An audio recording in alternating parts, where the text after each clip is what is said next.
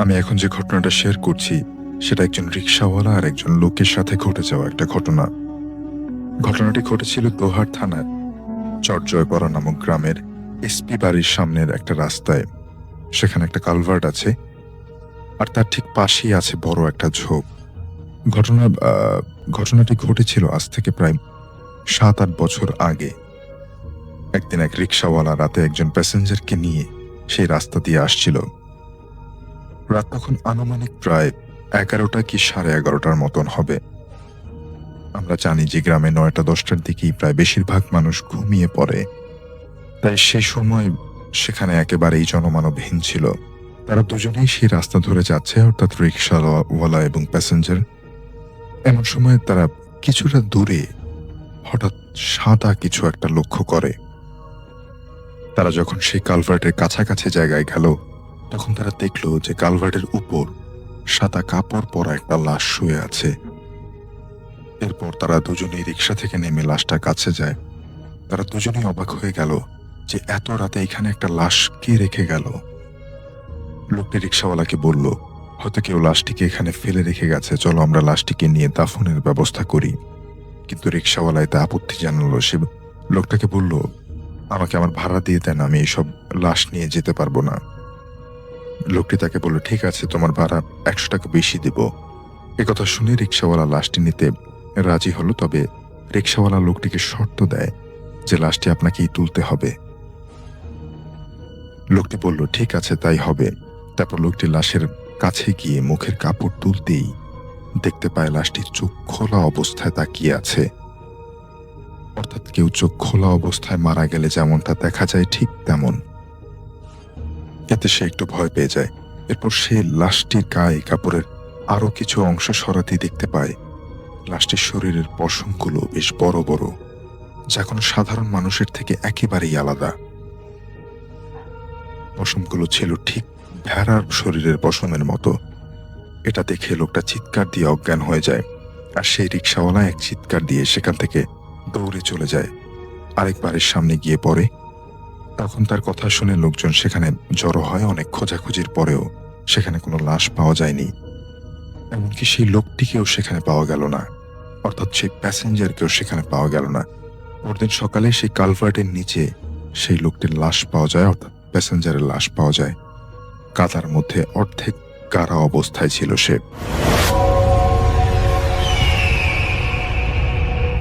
এই মুহূর্তে যে স্টোরিটি আমি আপনাদের সাথে শেয়ার করতে যাচ্ছি, এই স্টোরিটি সুনামগঞ্জ জেলার তাহিরপুর উপজেলার ঘটনা, এবং এটি টাঙ্গুয়ার হাওরকে কেন্দ্র করে।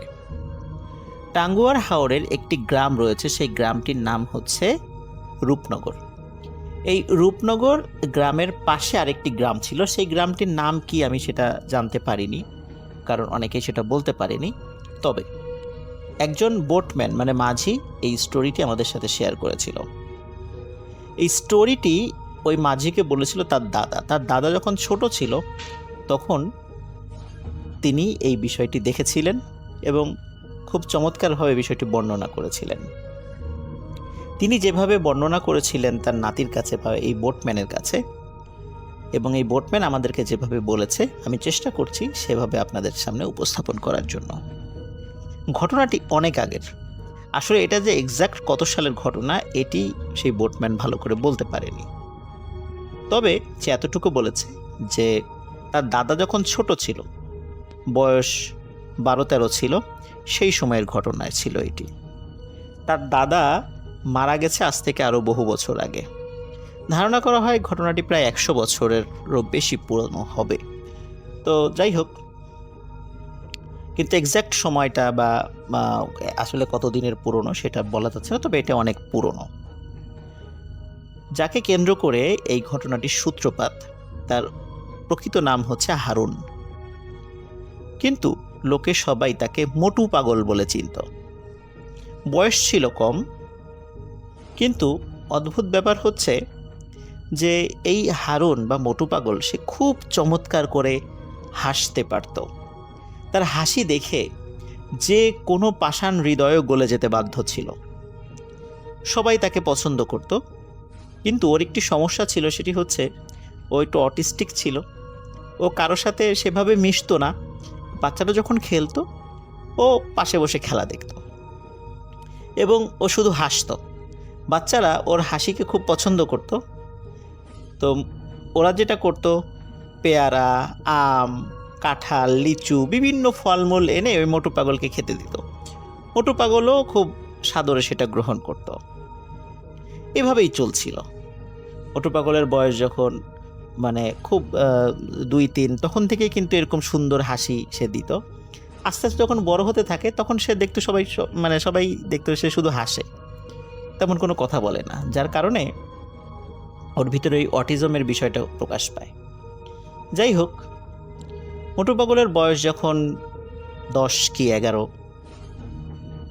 সেই সময় একটি অদ্ভুত বিষয় পরিলক্ষিত হয়।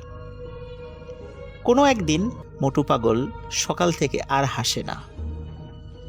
কি হয়েছে, কেন হয়েছে, কেউ কিছু বুঝতে পারে না। মোটু পাগল আর হাসে না। মোটু পাগল কিন্তু বোবা ছিল না, টুকটাক কথা বলতো, কিন্তু খুব প্রয়োজন ছাড়া কারোর সাথে কথা বলতো না। অদ্ভুত ব্যাপার হচ্ছে যে মোটু পাগল যতটুকু প্রয়োজন কথা বলতো সেটাও খুব কমিয়ে দিয়েছিল। কিন্তু সে প্রতিদিনের মতো মাঠে যেত, বন্ধুদের খেলা দেখত। তো বন্ধুরা যখন খেয়াল করলো যে মোটু পাগল আর হাসছে না, তখন বন্ধুরা কাছে এসে বলতো, কি মোটু পাগল, হাসিস না কেন? তো এইভাবে বলতো। কিন্তু মোটু পাগল কোনো উত্তর দেয় না। মোটু পাগলকে তার বন্ধুরা আগের মতোই বিভিন্ন ফলমূল নিয়ে এসে খেতে দেয়, কিন্তু মোটু পাগল সেটি খুব একটা গ্রহণ করে না। কখনো কখনো 1-2টা গ্রহণ করতো কোনো ফলমূল, কিন্তু অধিকাংশ সময় সে সেটা গ্রহণ করতো না, চুপ করে বসে থাকতো। বন্ধুরাও বিরক্ত হয় যে কি হলো, মোটু পাগল হঠাৎ এরকম হাসি বন্ধ করে দিল কেন? তার পরিবারের লোকজনও চিন্তা করে কি ব্যাপার, ও হাসে না কেন? অনেকেই চিন্তা করে হয়তো বা ও আগে হাসতো, এখন মনে হয় হঠাৎ ভালো হয়ে গেছে, বা ওর অটিজমটা দূর হয়ে গেছে, যার কারণে সে এখন চুপচাপ আছে। কিন্তু চুপচাপ থাকলেও তো সে স্বাভাবিক আচরণ করবে, সে স্বাভাবিক আচরণও করছিল না। তো এভাবেই চলে যাচ্ছিল দিনের পর দিন। এর মধ্যে একটি অদ্ভুত ঘটনা ঘটে। মোটু পাগল বসে আছে, দূরে একজন ব্যবসায়ী, ওই গ্রামেরই একজন ব্যবসায়ী, সে হেঁটে হেঁটে যাচ্ছিল।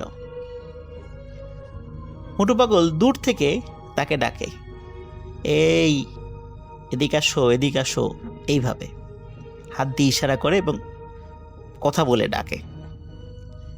তখন ওই লোকটি মোটু পাগলের কাছে যায়।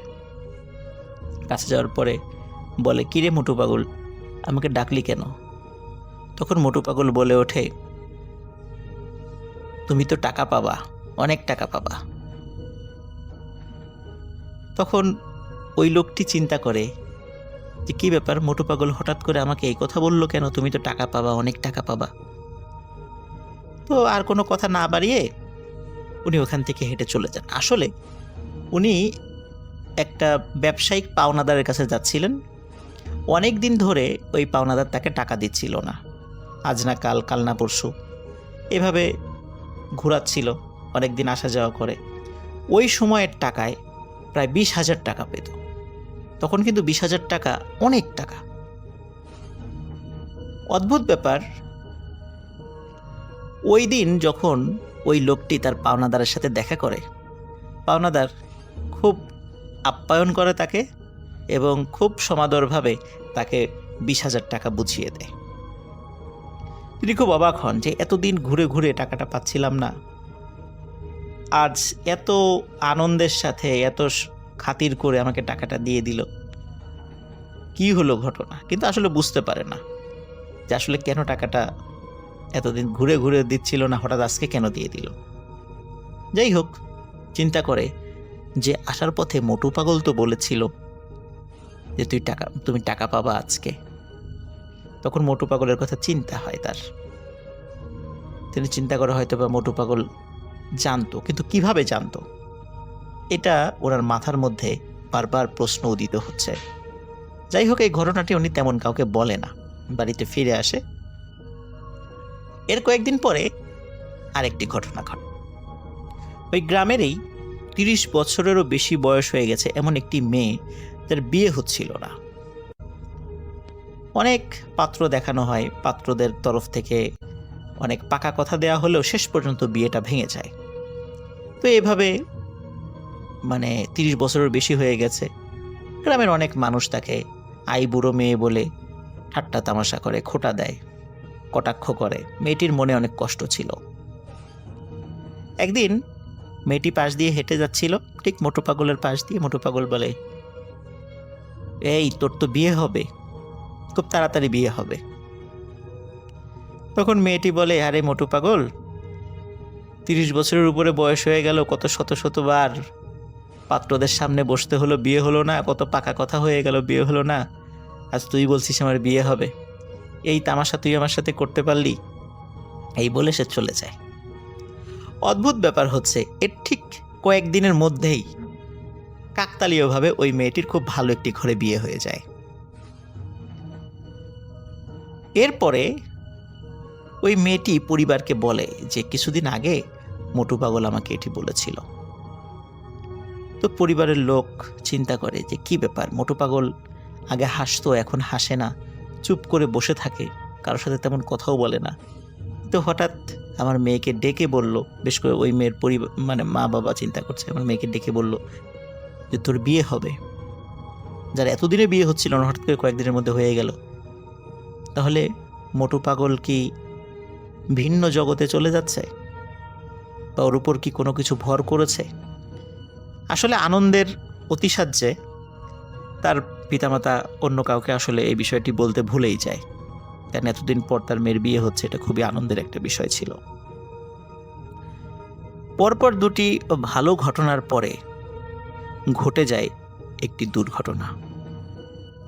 মোটু পাগল প্রতিদিনের মতো বিকালে মাঠের পাশে বসে আছে, তার বন্ধুরা খেলছে, সে চুপ করে বসে আছে। একটা লোক বাজার থেকে ফিরে মাঠের পাশ দিয়ে যাচ্ছিল।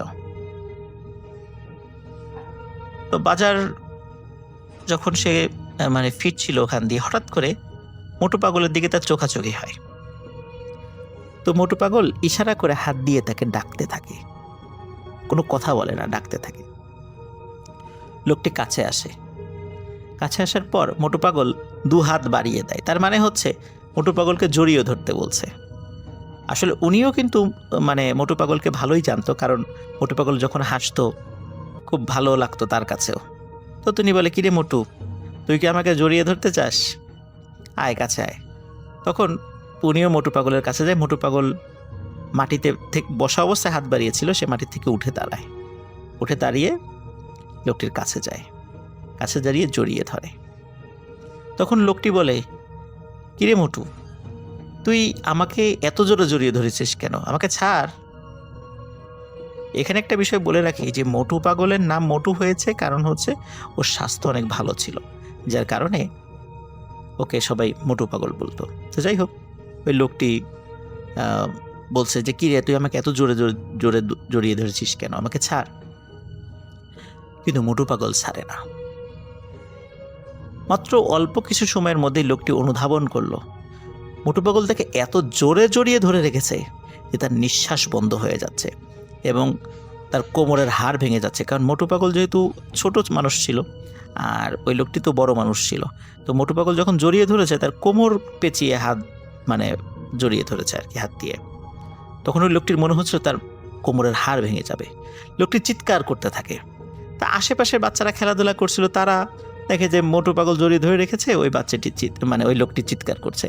তো বিষয়টা সবাই হাস্যকর বিষয় হিসাবে চিন্তা করে যে কী ব্যাপার, একটা বাচ্চা ছেলে তাকে জড়িয়ে ধরে রেখেছে আর ওই লোকটি চিৎকার চেঁচামেচি করছে।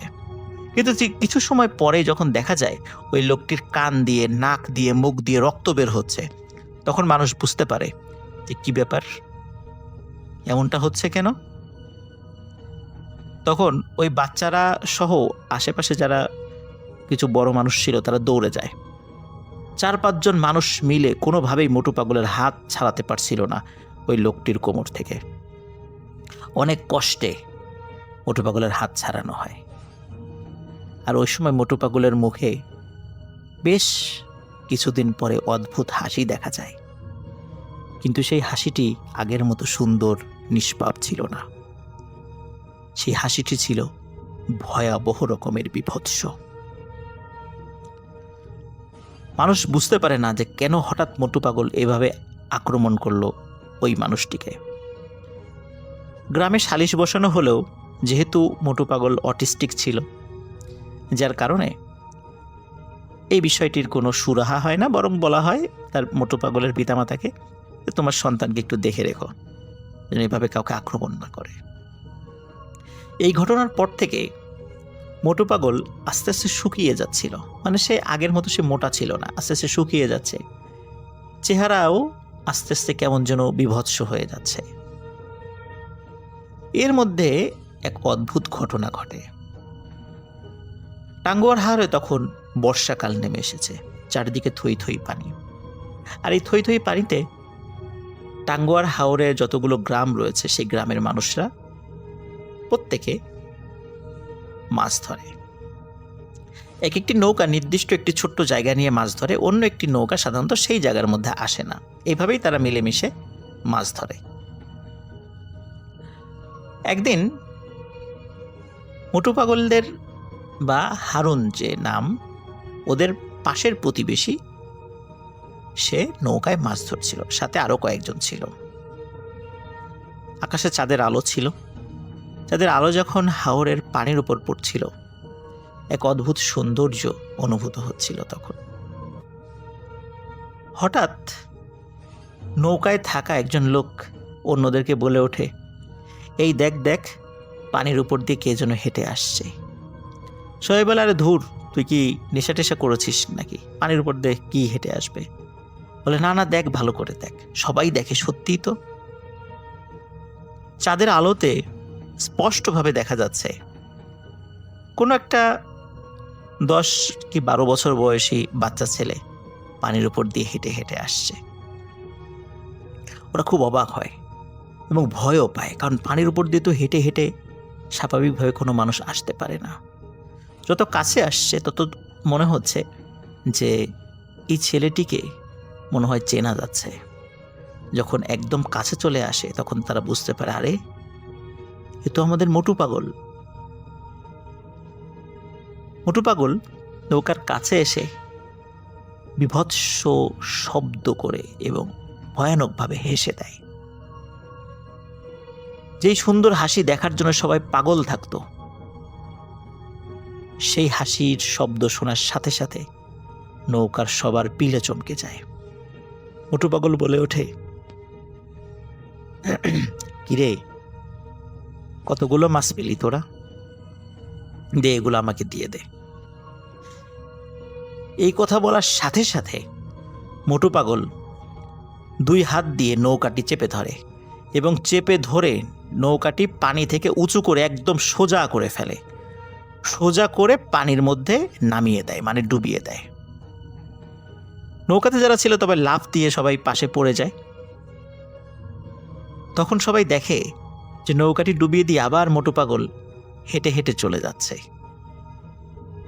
3-4 জন যারা নৌকায় ছিল তারা চিৎকার চেঁচামেচি করে। তাদের চিৎকারের শব্দে কিছুটা দূরে থাকা নৌকা তারা তাড়াতাড়ি চলে আসে, তাদেরকে উদ্ধার করে। বলে, কি হয়েছে? বলে যে মোটু পাগল নৌকা ডুবিয়ে দিয়ে গেছে। ওরাও হাসি তামাশা করে যে পানির উপর দিয়ে হেঁটে হেঁটে মোটু পাগল আসবে আর তোমাদের নৌকা ডুবিয়ে দিয়ে যাবে, এটা কি একটা, মানে কি একটা হাস্যকর কথা, গাঁজাখড়ি কথাবার্তা। তখন তারা বলে, না, এটাই সত্য।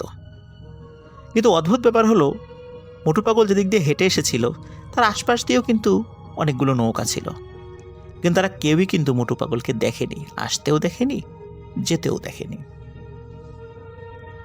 এই ঘটনা যখন ঘটে তার পরের দিন সকালবেলা ওই মানুষগুলোর মোটু পাগলের বাড়িতে যায়, তার পিতামাতাকে বলে মোটু পাগল এই ঘটনা ঘটিয়েছে। কিন্তু মোটু পাগলের বাবা বলে যে আমার সন্তানকে তো আমরা ঘরের মধ্যেই রেখেছিলাম, ও তো বাইরে বের হয় নাই রাতের বেলা, তোমরা ভুল করেছো, অথবা আমার ছেলের বিরুদ্ধে তোমরা অপবাদ দিচ্ছ।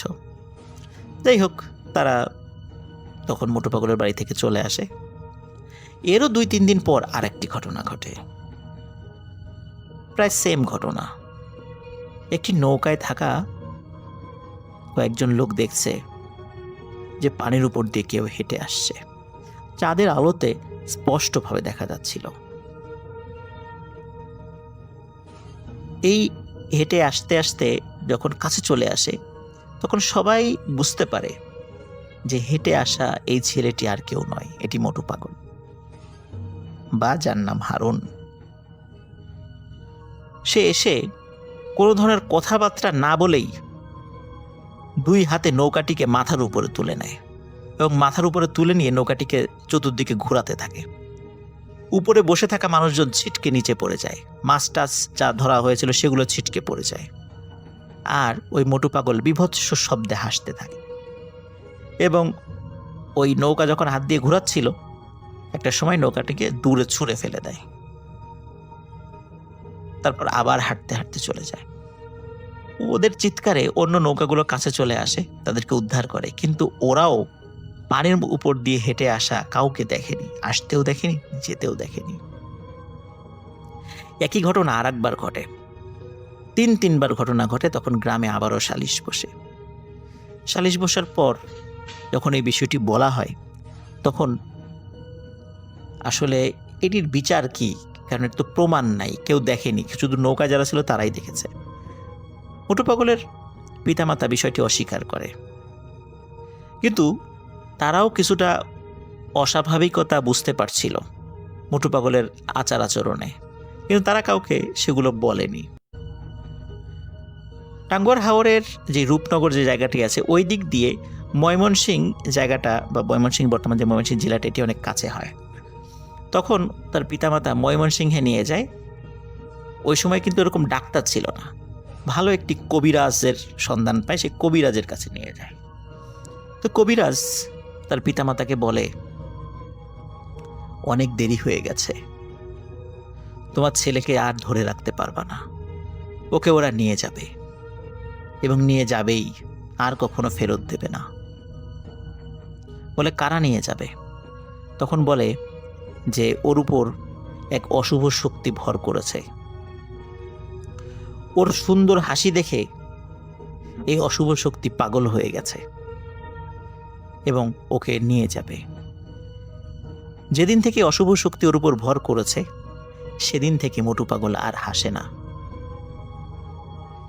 এবং আস্তে আস্তে চিকন হয়ে যাচ্ছে, মানে শরীর স্বাস্থ্য ভেঙে যাচ্ছে, ওর ভিতরে অস্বাভাবিকতা লক্ষ্য করা যাচ্ছে। এটি হচ্ছে এই অশুভ শক্তির প্রভাবে হচ্ছে। সুতরাং এটি ওকে নিয়ে যাবেই, তোমরা ধরে রাখতে পারবা না। এই কথা শোনার পরে তার বাবা মা অনেক ভেঙে পড়ে, কিন্তু সন্তান তো, এই কবিরাজের কথা তারা বিশ্বাস করতে চায় না। বেশ কিছু পীরের কাছে নিয়ে যায়, বেশ কিছু ওঝার কাছে নিয়ে যাওয়া হয়, তারা সবাই ঝাড়ফুঁক করে, দোয়া তাবিজ দেয়। একদিন রাতে মোটু পাগল ঘুমিয়েছিল। মোটু পাগলের কিন্তু আরো ভাই বোন ছিল, একই সাথে ঘুমাতো তারা। হঠাৎ গভীর রাতে ওর সাথে থাকা যে ভাই বোনেরা ছিল, ঘুমিয়েছিল, তাদের চিৎকারে বাড়ির সবাই জেগে ওঠে। বাবা মা যখন ওদের রুমে যায়, গিয়ে বলে, কি হয়েছে? বলে যে হারুন ভাই তো নাই, হারুন ভাই কোথায় গেল? ওরা বলে যে ঘরের মধ্যে অদ্ভুত একটা শব্দ শুনেছিল, তারপর থেকে আর হারুনকে পাওয়া যাচ্ছে না। সবাই চিন্তা করে হয়তো বা কোনো ওয়াশরুমে গেছে বা অন্য কোনো কারণে বাইরে যেতে পারে, যেহেতু গ্রামের ওয়াশরুমগুলো ঘরের বাইরে থাকে। খোঁজা হয়, অনেক খোঁজা হয়, হারিকেন দিয়ে, মশাল দিয়ে সারা রাত ধরে চতুর্দিকে খোঁজানো হয় মানুষদেরকে দিয়ে। মোটু পাগল বা হারুনকে আর কোথাও পাওয়া যায় না। কেউ কেউ ধারণা করেছিল হয়তো বা পানিতে ডুবে গেছে কিনা। আশেপাশে আসলে হাওর এলাকা, অনেক পানি চারদিকে, কোথায় খুঁজবে? চিন্তা করছে হয়তো বা ডুবে গেছে, লাশ ভেসে উঠবে, না, লাশও পাওয়া যায়নি। মোটু পাগলের আর কোনো সন্ধান মেলেনি। কোথায় গেছে, কারা নিয়ে গেছে, কেমন আছে, আর জানা যায়নি। আসসালামু আলাইকুম রাসেল ভাই, আশা করছি আপনি ভালো আছেন। আজকে আমি যেই ঘটনাটি আপনার সঙ্গে শেয়ার করছি রাসেল ভাই, এটা আমাদের এলাকার একজন সাধারণ রিক্সা চালকের ঘটনা, যার নাম রহিম মিয়া। এই রহিম মিয়া হচ্ছে আমাদের এলাকার একজন পরিচিত রিক্সা চালক, যার নাম আমাদের এলাকার সবাই জানে। অভাবের সংসার, রিক্সা চালিয়ে যেই সারাদিনে যেটা রোজগার করে সেটা দিয়েই তার পরিবার চলে। অনেকদিন সে এমন হয় যে অনেক রাতে বাড়ি ফিরেছে। আবার দেখা যায় যে অনেকদিন আগেও ফিরেছে। তো একদিনের ঘটনা, যেই ঘটনাটা আমি রহিম চাচার কাছ থেকে সরাসরি শুনেছি, সেই ঘটনাটি শেয়ার করছি। তো রহিম চাচা আমাকে যেভাবে বলেছিল আমি ঠিক সেভাবেই বলার চেষ্টা করছি। সেদিন রহিম চাচার একটু সমস্যা ছিল। এ কারণে বাড়ি থেকে বের হতে তার একটু সময় লেগে যায়। ধরেন যে সে রাত মানে দুপুর ১টা-১.৫টার দিকে আরকি বাড়ি থেকে বের হয় ভাড়া মারার উদ্দেশ্যে। তো ভাড়া মারতে সেদিন আরকি একটু তার সময় অনেক দেরি হয়ে যায়। তো তিনি আ মানে রাতের একটা দোকানে গিয়ে জিজ্ঞাসা করে যে, "ভাই দেখেন তো কয়টা বাজে?" তো তখন সেই লোক বলে যে, "এখন তো রাত ১টা বাজে।" তো রাসেল ভাই, একটু কথা বলে রাখি যে আমাদের এলাকায় ঢুকতে, মানে যেই রোড দিয়ে আমরা আমাদের এলাকায় ঢুকি, এই রোড ঢুকতেই আমাদের বড়, বড় ২ টা বাঁশঝাড় পার হয়ে আসতে হয়। আর এলাকার রাস্তা সত্যি কি বলবো, অনেক সরু রাস্তা। শুধুমাত্র একটা রিক্সা বা একটা ভ্যান আসতে পারবে এতটুকুই। এর বাহিরে আসলে তেমন মানে স্পেস নেই আরকি। তো রহিম চাচা তাড়াহুড়া করে তার মানে যতটুকু সদাইপাতি লাগে সেই সদাইপাতিগুলো কিনে তিনি বাড়ির দিকে রওনা দেন। তো তিনি আসতেছেন ১ম বাঁশঝাড়ের কাছে আসতেই তিনি বুঝতে পারেন যে আজকের রাতটা একটা অস্বাভাবিক রাত। মানে সবকিছুই কেন জানি তার কাছে আজকে অনেক বেশি ভয়ানক, ভয়ানক লাগতেছে। সে কোনো কিছুই বুঝতেছে না ঠিক কি হচ্ছে। কিন্তু তার কাছে কেন জানি মনে হচ্ছে আজকের রাতটা অন্য দিনের রাতের থেকে একটু আলাদা। তো তিনি ১ম বাঁশঝাড় যখন পার হচ্ছেন, তখন তিনি দেখতে পারলেন যে বাঁশঝাড়ের ভিতরে কোথাও একটা মানে মানুষের অনেক সমাগম। অনেকজন মানুষ সেখানে কথা বলছে, কিছু একটা হচ্ছে। তো রহিম চাচার যে রিক্সা ছিল, সেই রিক্সাটার মধ্যে ছোট একটা হেরিকেন লাগা ছিল। হেরিকেন হয়তো অনেকেই চিনবেন না, আমাদের এলাকার ভাষায় এটাকে হেরিকেন বলে। মানে হেরিকেনের মধ্যে যদি একবার আগুন দেওয়া হয়, এটা আলো দেখার জন্য। এই আলোটা আরকি আ মানে নিভে যায় না। এজন্য আমরা তখনকার মানুষ হেরিকেন ব্যবহার করত। তো এই হেরিকেনে মানে আলোতে তো সম্পূর্ণটাই দেখা যাচ্ছে না। উনি জাস্ট এতটুকু বুঝতে পারতেছেন যে এই বাজারের ভিতরের মাঝখানে কিছু গোলাযোগ হচ্ছে বা অনেক মানুষ কথা বলছে। তো উনি আসলে এই ভূত-প্রেত বিষয়ে মানে একটু জ্ঞান রাখেন। তো তাই তিনি ভাবলেন যে হয়তো এটা ভূত-টুত কোনো কিছু হবে। আমার সেদিকে দেখার কোনো কাজ নাই। আমি আমার মতো বাড়ি চলে যাই। তো তিনি তার মনে আয়াতুল কুরসি, সূরা ইখলাস আর যেগুলো সূরা তিনি পারেন আরকি, সেই সূরাগুলো বলতে তিনি তার বাড়ির দিকে যাচ্ছেন। তো ১ম বাঁশঝাড়টা তিনি কোনো না কোনোভাবে পার হয়ে গেলেন। এখন তিনি যখন ২য় বাঁশঝাড়ের কাছাকাছি আসলেন, তখন তিনি দেখতে পারলেন তার সামনে রাস্তার একপাশে সাদা কাপড় পরা, একদম পুরো মাথা থেকে পায়ে পর্যন্ত একটা সাদা কাপড় পরা রাস্তার পাশে দাঁড়িয়ে আছে একজন কেউ। তো ইনি ভাবলেন, মানে রহিম চাচা ভাবলেন যে হয়তো কোনো মানুষ বিপদে পড়েছে, তাকে একটা হেল্প করা দরকার। তো তিনি তার রিক্সাটা একটু প্যাডেল তাড়াতাড়ি মেরে ওই সাদা কাপড় পরা লোকটার সামনে গিয়ে বললেন, "কোথায় যাবেন?" কোনো শব্দ আসলো না। তারপর তার সাইকেলের বেল বাজিয়ে জোরে বললেন, "চাচা, কোথায় যাবেন?" তখন ওই যে সাদা কাপড় পরা যেটা ছিল মানুষ, সেই মানুষটা কোনো কিছু না বলে সরাসরি রিকশায় উঠে বসলেন এবং বললেন, "সোজা যাও।" তারপর আর কিছু বলল না। তো রহিম চাচা ওই যে লোকটাকে যখন আরকি রিকশার মধ্যে উঠালেন, তো যখন উনি রিকশার প্যাডেল মারতেছেন তখন উনার কাছে অনেকটা হালকা লাগতেছে। মানে খালি গাড়িতে যেরকম হালকা ছিল এখনও ঠিক সেরকমই হালকা। একজন লোক যে তিনি উঠালেন এটার কোনো ভার বা এটার কোনো ওজন তিনি পাচ্ছেন না। তো তিনি কোনো কিছু বললেন যে হয়তো বৃদ্ধ লোক হয়তো মানে শরীর স্বাস্থ্য নেই।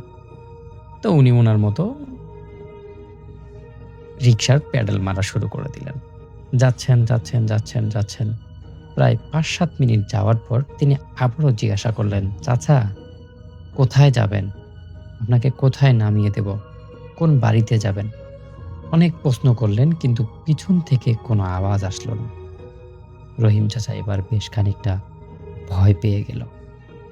তিনি আসলে বুঝতে পারতেছেন না যে তার সাথে কি হচ্ছে।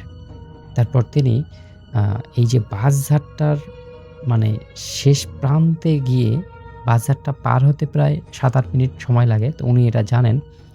তো বাজারের শেষ প্রান্তে এসে উনি আরকি উনার মানে রিক্সাটায় একটু ব্রেক করে পিছনের দিকে তাকালেন এবং যেটা দেখলেন সেটা তার কাছে একটা মিস্টেরিয়াস বিষয়। কারণ তিনি বাসধারের শুরুতেই যেই মানে সাদা কাপড় পরা একজনকে তুলেছিলেন সেই লোকটা আর তার রিক্সার পেছনে নেই। তো এখানে মানে রহিম চাচা আমাকে যেটা বলেছিল তিনি কিন্তু অনেক স্পিডেই প্যাডেল চালাচ্ছেন। কারণ রাস্তা একদম ফাঁকা, কেউ নেই। আর খিদা লেগেছে, শরীর অনেক ক্লান্ত, বাড়ি গেলে রেস্ট নিবে।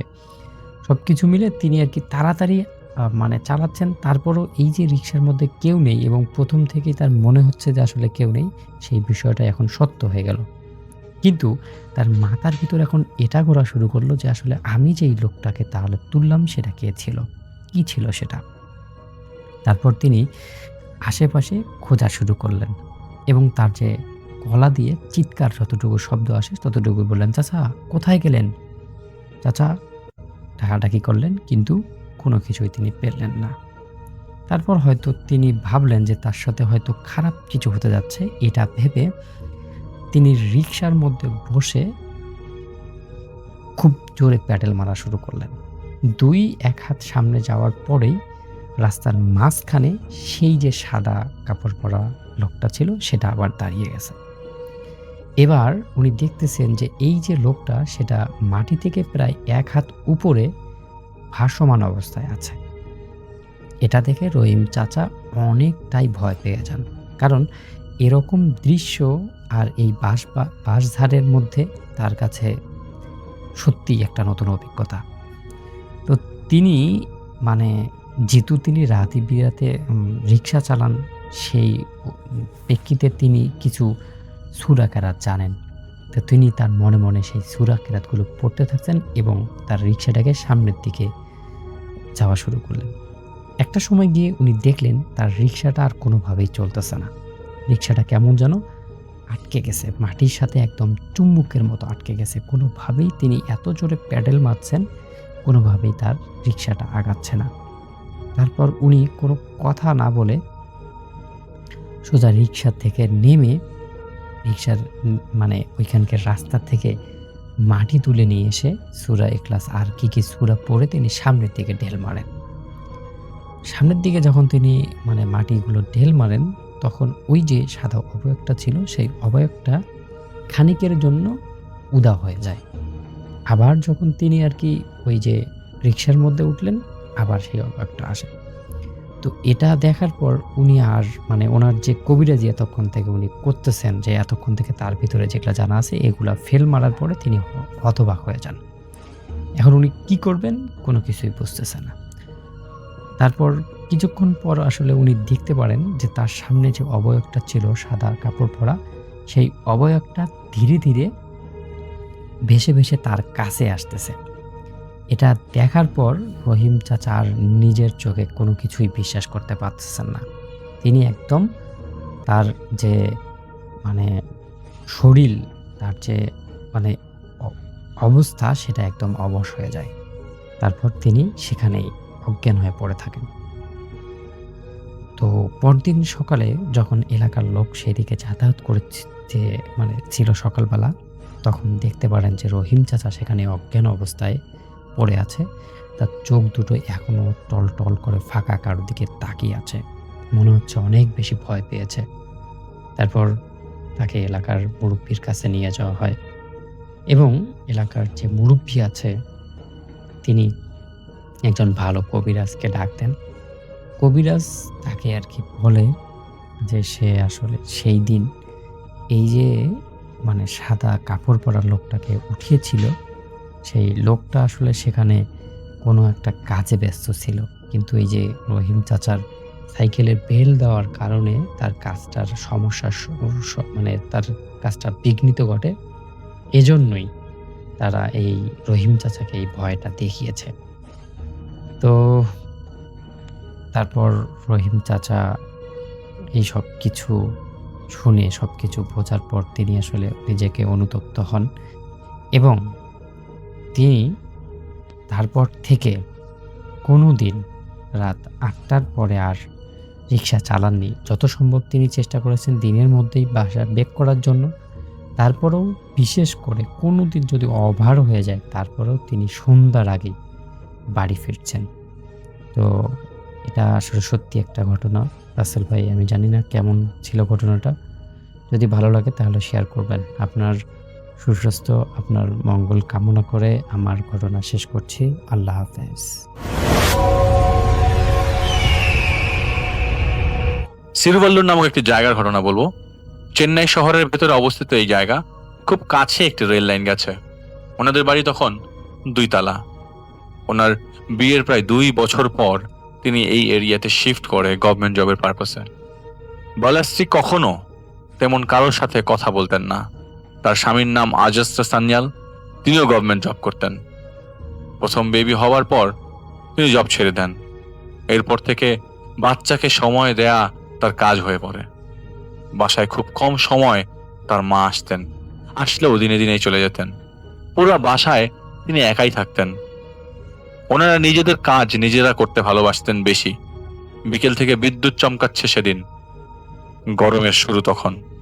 বাচ্চাকে বিছানায় ঘুম পাড়িয়ে তিনি ঘর মুছছিলেন। বাচ্চার বয়স তখন 5 থেকে 6 মাস হবে। ঘর মুছতে মুছতে যখন যেই রুমে বাচ্চা আছে সেই রুমে আসতেই দেখে বাচ্চাটি দাঁড়িয়ে আছে। উনি অবাক। ওনার বাচ্চাটি হামাগুড়িও তো তখন দিতে পারে না, অথচ এই বাচ্চা দাঁড়িয়ে আছে। সেদিন থেকেই ঘটনার শুরু। ওই দিন রাতে হাজবেন্ড আসবার পর তিনি ঘটনাটি শেয়ার করেন, কিন্তু এতে কোনো লাভ হয়নি। হাজবেন্ড মনে করেন তিনি দুষ্টুমি করছেন। এরপর থেকে প্রায় 15 থেকে 20 দিনের মাথায় রাতে হঠাৎ ঘুম ভাঙে। খাটের পাশে টেবিল ল্যাম্প চালানোর পর তিনি পরিষ্কার লক্ষ্য করেন দরজার ফাঁক করে ছোট্ট একটি বাচ্চা হাসছে। তিনি তার হাজবেন্ডকে এক চিৎকার দিয়ে ডাক দেন। ডাকতেই সেই বাচ্চাটি হেসে হেসে একটি দৌড় দেয়। তার হাজবেন্ডও হাসার সাউন্ড পেল, তিনিও করকে ওঠেন। লাইট জ্বালিয়ে একটু এগোলেন এবং দেখেন কোথাও কেউ নেই, সারা বাড়ি অন্ধকার। লাইট জ্বালিয়ে সব নর্মাল করলেন, কিন্তু ভয় তো যাচ্ছে না, ঘুম তো দূরের কথা। হঠাৎ তখনই একটি সাউন্ড পাওয়া গেল। 2 জনে ড্রয়িং রুমের দিকে ছুটে গেলেন, আর হঠাৎ করে তাদের সামনে একটি বাধা আসলো। কোত্থেকে একটি কুড়াল এসে দেয়ালে বাড়ি খেলো। 2-3 ইঞ্চের জন্য তাদের গলার ভিতরে লাগলো না, এবং সেই হাসি বাচ্চাটি দৌড়াচ্ছে রুমের মধ্যে। তারা এক জোরে বাচ্চাটিকে কোলে নিয়ে নিচে নেমে যায়। নিচে নেমে যাওয়ার পরে মানে যেভাবে সবাইকে, আশেপাশের সবাইকে ডেকে তুলেন। মানুষজন এত রাতে যারা বেরিয়েছে তার কথার কোনো কিছুই মেলাতে পারে না। উপর উঠে দেখে সারা বাড়িতে লেখা, আমি সবাইকে মেরে ফেলবো, সারা দেয়ালে। এবং যা দিয়ে লেখা সেটি রক্ত দিয়ে লেখা ছিল, যা বেয়ে বেয়ে দেয়াল থেকে তখনও পড়ছে। ওনার বাসা চেঞ্জ করে ফেলেন, সরাসরি চলে আসেন এই মহিলার বাবার বাড়ি। এবং একটি কথা বলি, সবাই যখন দেখেছে যে দেয়ালে একটি জিনিস লেখা, পরের দিন সকালে ওই দেয়ালে খালি ছিল। তো যারা দেখেছে তাদের মধ্যে একজন আমাকে সাহায্যকারী, এটি মেনশন করা দরকার, যিনি আমাকে সর্বপ্রকার সাহায্য করেন, তার নাম উদয় কৃষ্ণ। 1 মাস নিজের বাবার বাড়িতে থাকবার পর তারা বাসা চেঞ্জ করেন এবং আসেন তিরুভিল্লা নগর নামে একটি জায়গায়, যেই বাসায় উঠলেন তার নিচ তলায়, সেই বাসাতে তাদের সাধারণ ধর্মীয় অনুষ্ঠান শেষ করে ওই দিনই রাতের ঘটনা। ঘড়িতে তখন স্পষ্ট রাত 1টা। খুব জোরে তরমুজ কাটার শব্দ নিচ থেকে আসছিল, আর ঝর্ণার পাশে দাঁড়ালে তেমন পানির স্রোত পাওয়া যায় ওরকম একটা সাউন্ড আসছিল। হাজবেন্ড যিনি ছিলেন তিনি উঠে লাইট জ্বালাতে গেলেন, অথচ সুইচ চাপছেন, লাইট জ্বলছে না। অন্য রুমেরও লাইট জ্বলছে না। পায়ের মধ্যে ভেজা এবং আঠা আঠা টাইপ ফিল করছেন। যত সামনের দিকে যাচ্ছেন ততই এরকম আঠা আঠা পাচ্ছেন। তিনি আবারও রুমে এসে দেখেন, তার স্ত্রীকে ডেকে তুলেন এবং রুমের টর্চটি জ্বালান। কিন্তু টর্চেরও পাওয়ার কম, যতটুকুই আলো আসছিল দুইজন মিলে এগুতে লাগলেন। এগুতেই দেখেন মেঝেতে হেঁচকে কিছু টেনে নিয়ে যাওয়ার রক্তের ছাপ, ছোপ ছোপ দাগ। চিৎকার দিয়ে উঠলেন তার স্ত্রী এবং বাঁচাও বাঁচাও বলে চিৎকার করতে লাগলেন। অথচ এত রাতে কে আসবে? 2 তলা বাড়ি, ওই 2য় তলায় আবার কেউ থাকতো না। চিৎকার চালিয়ে যাচ্ছে। তখন হাজবেন্ডটি দরজা খুলে নিচে নামতে যাবে, এমন সময় ওই টর্চের আলোতে লক্ষ্য করে দেয়ালে সেই কুড়ালটি বিঁধে আছে, সাথে একটি মাথা লাগানো। আমি চিন্তা করতে পারি না। তার পেছনে পেছনে বাচ্চা কোলে করে নিয়ে ওয়াইফও দেখে ফেলে এই দৃশ্য এবং এক চিৎকার দেয়। দরজা খুলতে পারছে না। হাজবেন্ড অনেক ধাক্কাচ্ছে, কিন্তু ওপাশ থেকে লক মনে হচ্ছে। এখন তাদের কি হবে? আর সেই বাচ্চার হাসি এখন আরো বেড়ে গেছে। শুধু যে একটি বাচ্চার হাসি তাও না, অনেকগুলো বাচ্চার হাসি, একের পর এক বাচ্চার হাসি। বাচ্চাকে কোলে করে তার তার স্ত্রী অজ্ঞান হয়ে পড়ে। সারাটা রাতই হয়ে থাকলো, দিনই যেন হচ্ছে না। ভোর হলেই তো সবাই জাগবে, কিন্তু সেই রাত পার হচ্ছে না যে। যদি এক হাত একা দেখা যেত তাহলে তো মনকে সান্ত্বনা দিয়ে যেত। ওনারা 2জন দেখছেন, আমার যে প্রত্যক্ষদর্শী ছিল সেও দেখছে, মহিলা অজ্ঞান। কিন্তু হাজবেন্ডটি অনেক চেষ্টা করতে থাকে। একটা পর্যায়ে দরজা খুলে দেয়। হাজবেন্ড বলস্ত্রীকে জাগিয়ে তোলেন, বাচ্চাকে কোলে করে চিৎকার করতে থাকে। কিন্তু ওখানে এত লোকজনের সমাগম না থাকায় কেউ সাহায্যের জন্য এগিয়ে আসে না, সবাই ঘুম। রাস্তায় একটা ট্যাক্সি পায়। ওনারা প্রায় 3-4 ঘন্টা চেষ্টা করে এই ঝামেলা থেকে মুক্তি পাওয়ার জন্য ফাইনালি একটি ট্যাক্সিতে ওঠে। ট্যাক্সিওয়ালাকে কোনো জায়গার নাম ঠিক মতো বলতেও পারছিল না, তারা তোতলাচ্ছিল। খালি টাইমটা জিজ্ঞেস করে ট্যাক্সিওয়ালাকে বলে রাত 1:10 বাজে। ওনাদের মাথায় বাজ ভেঙে পড়ার মতো অবস্থা। যা হচ্ছে ভালো হচ্ছে না। যাই হোক, আমাদের যেতে হবে। তিনি জলদি করে তার মার বাড়িতে চলে গেলেন। পরের দিন সকালে বালশ্রী মা মারা যান। রাতের বেলা মায়ের রুম থেকে সাউন্ড আসলেও ওরকম কেউ তোয়াক্কা করেনি। তার বাবা আরো আগে মারা গিয়েছিলেন। মায়ের ডেড বডি পাওয়া যায় পা থেকে আলাদা হওয়া পর্যন্ত। পুলিশ কেস হয়, পোস্টমর্টেম কেস হয়। রিপোর্টটাতে কোনো মানুষের হাতের ছাপ পাওয়া যায় নাই। এই ঘটনার পর তাদের ভয়ের আর কোনো সীমা থাকলো না। বাচ্চার সবাইকে তিনি আর চিন্তা করার কোনো ওয়ে পেলেন না। কিন্তু সবাই ভীত সন্ত্রস্ত অবস্থায়। এক তান্ত্রিককে দেখানোর পর তিনি যেভাবে যা করতে বলেছিলেন তারা ঠিক সেভাবেই সে সব প্রসিডিওর সম্পন্ন করেন। কিন্তু আলটিমেটলি যা আজকে শেয়ার না করে পারছি না, শেয়ার না করলে ধোঁয়াশার মধ্যে থাকবার কথা। তার মা মারা যাওয়ার 3 মাসের মধ্যে তাদের সাথে আরেকটি ট্র্যাজেডি ঘটে। এরই মধ্যে তারা সপরিবারে ইউএসএতে অ্যাপ্লাই করেছিলেন 5 বছর আগে। বেবি হওয়ার পর তা ডিলে হয়তো 5 বছরের জায়গায় 6 বছর হয়ে যায়। ভিসা যখন পাসপোর্টে লাগে ঠিক সেদিনের ঘটনা। মা মারা যাওয়ার পর তেমন কিছু না হলেও সেদিন ঘটনাটা তার হয়তো সারা জীবন মনে থাকবে। 1991 জানুয়ারি, সেদিন শীত ছিল। রাতের বেলা বাচ্চাকে খাইয়ে দিয়ে ঘুম পাড়িয়ে দিয়ে 1টা সময় তিনি ঘুমিয়ে পড়েন। হাজবেন্ড তখন কোচিতে, চোখ লেগে যায়, হঠাৎ ঘুম ভাঙে। তার পায়ের কাছে একটি বাচ্চা কাঁদছে এবং তিনি লাইট জ্বালিয়ে দেখে তারই সন্তানের গলা থেকে রক্ত ফিনকি দিয়ে পড়ছে, আর বাচ্চাটি আস্তে আস্তে তারই চোখের সামনে নিস্তেজ হয়ে পড়ল। তিনি ভেবে আর কিছু পেল না, সবাইকে ডেকে তুলল। হসপিটালে নিয়ে যাওয়ার পর ডক্টররাও এটার কোনো রিজন খুঁজে পায়নি। শরীরে কোনো ছাপ নেই হাতের। তার সাথের এই ট্র্যাজেডি কিন্তু কখনোই তিনি ভুলবেন না। কিছু মানুষ আমাকে এই ঘটনাটি কালেক্ট করতে যথেষ্ট হেল্প করেছিলেন, তখন তাদেরকে অনেক ধন্যবাদ জানাই। সপরিবার ইউএসএ থাকা সেই মহিলা বালাস্তি সান্যাল এখন দুটো সন্তান, কিন্তু তারা ভালো আছেন কেন? তাদের এরকম ঘটনা ঘটে তাদের বাচ্চাদের সাথেই ঘটে। ওই নিষ্পাপ শিশুটিরও তো কোনো দোষ ছিল না, দোষ তো তাদেরও ছিল না। তাহলে ঘটনাটা কি? এই প্রশ্নটা এখনো পর্যন্ত রয়ে গেছে। সঙ্গত কারণে আমি আমার নাম পরিচয় গোপন রাখছি। মানুষের এই পৃথিবীতে এমন অনেক ঘটনাই ঘটে যার কোনো ব্যাখ্যা খুঁজে পাওয়া যায় না।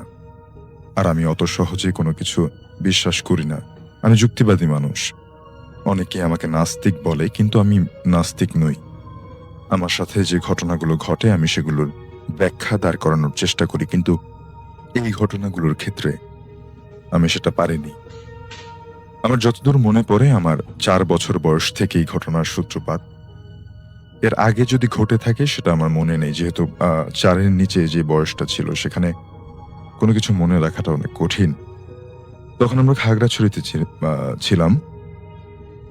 আমি তখন স্কুলে ভর্তি হইনি, সম্ভবত 1994 সাল। আমরা প্রতিদিন সন্ধ্যায় আমার বাসার পাশেই মাঠে খেলা করতাম। আম্মু এবং আন্টিরা হাঁটাহাঁটি করত। তখন আমি দেখতাম মাঠে আমাদেরই মতো, কিন্তু আমাদের চাইতে আলাদা কিছু মানুষ হাঁটাহাঁটি করছে। এক কথায়, আমি একটা দেয়ালের সামনে দাঁড়ালে যেমন ছায়া পড়বে, কিন্তু ছায়াটা সাদা, টর্চ লাইটের আলোর মতো সাদা। অনেকগুলো সাদা আলোর মানুষ মাঠে খেলছে। আমি আম্মুকে জিজ্ঞেস করতাম, এগুলো কি? আম্মু বলতো শেয়াল। পাশের জঙ্গলে অনেক শেয়াল ছিল। আম্মু ভাবতো যে শেয়াল দেখে আমি ভয় পাচ্ছি। এভাবে প্রতিদিনই আমি তাদেরকে দেখতাম, অর্থাৎ মাঠের মধ্যে সেই সাদা আলোর মানুষগুলো অথবা অশরীরীগুলো তাদের খেলা করতে দেখত। আমরা আমার কাছে সেটা স্বাভাবিক ছিল, আমি ভয় পেতাম না। কাহিনীতে কিছুটা পরিবর্তন আসে 1997-98 সালের দিকে। তখন আব্বুর বদলি হয়ে যায় চট্টগ্রামে। আমি ক্লাস 3-তে পড়ি, এবং এই কাহিনীর মধ্যে যে বদলটা সেটা হলো, খাগড়াছড়িতে আমি ওদেরকে দেখতাম মাঠে, আর চট্টগ্রামে ওরা চলে যায় দেয়ালে, ছায়ার মতো। অবিকল একটা মানুষের ছায়া, কিন্তু টর্চ লাইটের আলোর মতো উজ্জ্বল। সন্ধ্যায় খেলার সময় দেখতাম যে দেয়াল দিয়ে হেঁটে যাচ্ছে অনেকগুলো আলোর মানুষ, কিন্তু ওদের পা কখনো মাটিতে লাগানো থাকতো না, শূন্যে ভাসমান অবস্থায় থাকতো। আমি ভয় পেতাম না, খেলার সাথীদেরকে বলতাম। তারা মজা করে ধরতে যেত, কিন্তু ধরতে পারতো না। তবে পরে জানতে পারি যে তারা কেউ আসলে কিছুই দেখতো না, দুষ্টুমি করত। শুধুমাত্র যে ঘটনাটা বলছে, আমাদেরকে ঘটনাটা পাঠিয়েছে, সেই দেখতো যে দেয়াল থেকে, অর্থাৎ দেয়ালের গায়ে কতগুলো সাদা ছায়া হেঁটে যাচ্ছে, এবং সেটা মাটি স্পর্শ করতো না কোনোভাবেই। 2003 সালে আমরা ব্রাহ্মণবাড়িয়া চলে আসি। আমি তখন ক্লাস 8-এ পড়ি। সন্ধ্যায় বের হওয়া একদম বন্ধ, তাই আর আলোর মানুষটা দেখা হয় না। 2006 সাল, আমি এসএসসি পরীক্ষার্থী। গ্রাম থেকে নানু ও মামা এসছে। পরীক্ষার আর মাত্র 15-16 দিন বাকি। নানু আমার সাথেই ঘুমায়, আমি রাত 1:30 পর্যন্ত পড়ি। হঠাৎ এক রাতে, আনুমানিক রাত 3টা বাজে, আমার ঘুম ভেঙে গেল। হঠাৎ দেখি আমার রুমে 3 জন লোক চাদর মুড়ি দিয়ে হাঁটছে। তাদের গা থেকে আলো ছড়াচ্ছে, মুখ দেখা যাচ্ছে না। আমি ভয়ে পাথর হয়ে গেলাম। প্রায় 30 মিনিট জেগে ছিলাম। নানুকে জড়িয়ে ধরলাম। নানু বলল যে কি হয়েছে? আমি বললাম যে ভয় পাই। সকালে আমি নানুকে জিজ্ঞেস করলাম। নানু বলেন, সত্যি গত রাতে আমি ভয় পাই বলেছি। জিজ্ঞেস করার কারণ, আমি যুক্তি প্রমাণ ছাড়া কিছু বিশ্বাস করি না। ঘটনাটা আমার স্যারের সাথে শেয়ার করলে উনি বললেন যে এগুলো জিন, অর্থাৎ রাত 3টার সময় তার রুমে যে ছায়া মানুষগুলো দেখতে পাচ্ছিলেন তারা জিন ছিল। আয়াতুল কুরসি পড়ে ঘুমাতে বলেন স্যার। এরপরে কেটে গেল আরো 2 বছর। 2008 সাল, আমি এইচএসসি দিয়ে ঢাকায় গিয়েছি কোচিং করতে। একটা হোস্টেলে থাকি। হঠাৎ একদিন আমি স্বপ্নে দেখি আমার বড় খালা আমাকে মারছে, পেটে জোরে একটা লাথি মারছে। আমার চোখ লাল হয়ে বেরিয়ে যাচ্ছে, আমি মরে যাচ্ছি। ঘুম থেকে আমি উঠে গেলাম, ঘুম ভেঙে গেল। আমি কোথায়? এরা কারা, আমি কে, কিছুই মনে করতে পারছি না। আমি নিঃশ্বাস নিতে পারছি না। পেটে প্রচন্ড রকম ব্যথা করছে প্রায় 15-20 মিনিট পর্যন্ত। হঠাৎ আমার রুমমেট আমার গা ধরে ঝাঁকুনি মারে। তখন আমার সব মনে পড়ে যায়। তাকিয়ে দেখি ঘড়িতে সকাল 11টা বাজে। তারপর দেখলাম যে আমার পেট সত্যিই লাল হয়ে আছে, যেন সত্যিই কেউ প্রচন্ড জোরে লাথি মেরেছে। ঘটনাটা আমি আমার মাকে বলি, তারপর বাসায় চলে যাই। আম্মু একটা তাবিজ আনিয়ে দেন আমাকে। হোস্টেলে হঠাৎ একদিন দেখি হাতে তাবিজটা নেই, কোথাও খুঁজেও পাই না তাবিজটা। তারপর যখন বাসায় যাই, টানা 21 দিন জ্বর এবং বমি আর ভয়াবহ সব দুঃস্বপ্ন আমি দেখতাম। প্রতিটা স্বপ্নের বিষয়বস্তু আমাকে কেউ মারছে অথবা আমি মরে যাচ্ছি। মৃত্যুর 1 সেকেন্ড আগে আমার ঘুম ভেঙে যেত, অর্থাৎ স্বপ্নে যখন মৃত্যুর খুব কাছাকাছি বা মরে যাবার মতো অবস্থা, তখন ঠিক 1 সেকেন্ড বা সেই সময়টা মুহূর্তে ঘুমটা ভেঙে যেত। শরীরে প্রচন্ড রকমের ব্যথা করত। সকাল, বিকাল, দুপুর, রাত যখন তখন আমি স্বপ্ন দেখতাম। এমনকি সোফায় বসে 5 মিনিটের জন্য চোখ বন্ধ করলেও আমার চোখে স্বপ্ন চলে আসতো। তারপর আমি সুস্থ হই, হোস্টেলে যাই, তাবিজটা খুঁজে পাই বিছানার তোশকের নিচে। কিন্তু তোশকের নিচে কিভাবে গেল যাই হোক, 2009 সালে আমরা সিলেটে আসি। ইউনিভার্সিটিতে ভর্তি হলাম। আমার বয়স তখন 18-র বেশি। আমার জীবনে নেমে এলো ভয়াবহ বিপর্যয়। একটা রাত আমি ঘুমাতে পারিনি। এক কথায় পাগল হয়ে গিয়েছিলাম। স্বপ্নের মাঝে কতবার যে মৃত্যুর হাত থেকে ফিরে আসতাম। ভয়াবহ সেই জিনের চেহারা আমাকে প্রতি রাতে তাড়িয়ে বেড়াতো। 5 মিনিটের জন্য আমি ঘুমাতে পারতাম না। স্বপ্নে যে জায়গায় মারা হতো, ঘুম থেকে ওঠার পর সেই জায়গাটায় ব্যথা করত, লাল হয়ে থাকতো। সায়েন্সে নাকি এই সমস্যাকে ব্যাখ্যা দেওয়া হয় একভাবে। আমার ভার্সিটিতে যাওয়া বন্ধ প্রায় 3 মাস। আমি কি বলি, কি করি, কিছুই আমার মনে থাকে না। এমনকি আমার নানা নাকি ওই সময় আমাদের বাসায় ছিলেন, কিন্তু আমি আজও সেটা মনে করতে পারি না। অনেকের সাথে কথা বলে জানতে পারি আমাকে নাকি তখন দেখতে ভীষণ ভীষণ অপ্রস্তুত মনে হতো সবসময়। বিশেষ করে আমার চোখ। সাধারণ সাধারণ এবং মানসিক সব ডাক্তারই দেখানো হয়েছে। তারা আমাকে শুধুমাত্র ঘুমের ওষুধ দিত এবং বলতো যে যখন খুব সমস্যা হবে তখন যেন ইনজেকশন দেয়া হয়। আমার মনে আছে আমি দিনের 7টা পর্যন্ত ইনজেকশন দেয়া হয়েছে। আমার এক পাশে ভাই, এক পাশে মা ঘুমাতো। আমি মাকে ধরে রাখতাম আর ভাই আমাকে ধরে রাখতো, কিন্তু স্বপ্নগুলো আমাকে ছাড়তো না। আমি প্রতি রাতে চিৎকার করতাম। দিনে যখন আমার মাথা ঘুরে পড়ে যেতাম, আবোল তাবোল বকতাম। একজন হুজুর আমাকে বলল যে তেল পড়া মেখে ঘুমাতে। আমি তখন এগুলো বিশ্বাস করতাম না। অবিশ্বাস্য রকম ভাবে সেদিন যেই দিন তেল পড়া মাখতাম, সেদিন আমি রাতে কোনো স্বপ্ন দেখতাম না। যেদিন মাখতাম না সেদিনই আমি স্বপ্নগুলো দেখতাম। আমাকে অসহায়ভাবে হুজুরকে বিশ্বাস করতে হলো, যদিও আমি এতদিন পর্যন্ত সায়েন্সের মাধ্যমে এগুলো ব্যাখ্যা করার চেষ্টা করছিলাম, কিন্তু পারছিলাম না। কিন্তু সেই হুজুরও আমাকে স্পষ্ট করে কিছুই বলল না। শাহপরান মাজারের হুজুর আমাকে বললেন আমার ওপর জিনের নজর আছে। আমি এসব বিশ্বাস করতাম না। আমাকে পানি পড়া আর তাবিজ দিলেন। আমি ব্যবহারও করিনি, ফেলে দিয়েছি সেগুলো সুরমা নদীতে। আর আমার সেই হুজুর আমাকে একটা শরীর বন্ধের তাবিজ দিলেন, যা আমি ব্যবহার করে সুফল পেয়েছি। তাবিজ গলায় লাগাবার সাথে সাথে অবিশ্বাস্য রকম ভাবে আমার ভেতর থেকে সব ভয় চলে যেত। 2010 সাল, আমি 2য় বর্ষে পড়ি। হঠাৎ একদিন দেখি গলায় তাবিজটা নেই। আমি এবার ভয় পেয়ে গেলাম। তাবিজ খুঁজে পেলাম ঘরের এক কোনায়, কিন্তু আর গলায় দিলাম না। একদিন আম্মু অসুস্থ হয়ে গেছে, আবোল তাবোল বকছে। হঠাৎ আমাকে ডাক দিল, বলল তোর যে বড় তাবিজটা আছে না, হুজুর দিচ্ছে, হুজুর যেটা দিয়েছে তোকে, সেটা ফেলে দে। ওটা ভালো না, এক্ষুনি ফেলে দে, যা ফেলে দে। অর্থাৎ তার আম্মু অসুস্থ অবস্থায় বলছিল যে তোর যে বড় তাবিজটা আছে হুজুর দিয়েছিল, সেই তাবিজটা তুই ফেলে দে। আমি একরকম ঘাবড়ে গেলাম, কিন্তু তাবিজটা ফেললাম না, একটা কাচের বয়ামে রেখে দিলাম। তারপর আমি আবার স্বপ্ন দেখি।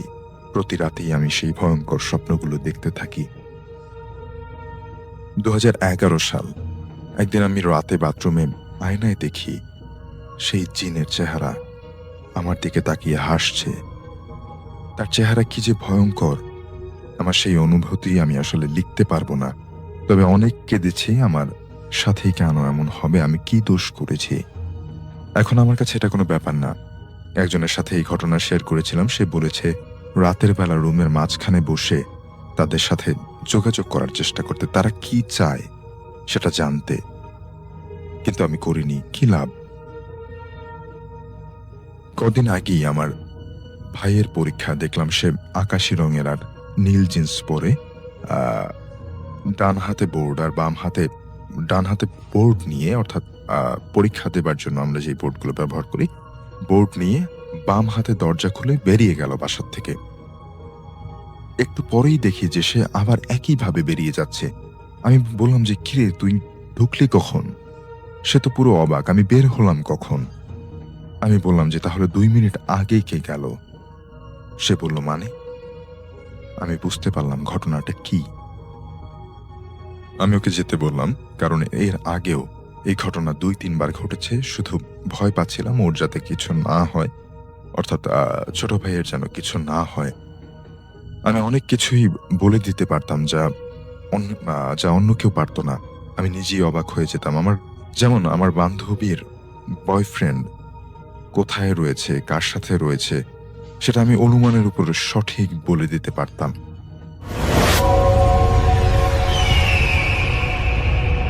আমি যে কাহিনীটি এখন শেয়ার করব সেটি আমাকে সৌদি আরব থেকে পাঠিয়েছেন একজন, সৌদি আরবের জেদ্দা থেকে।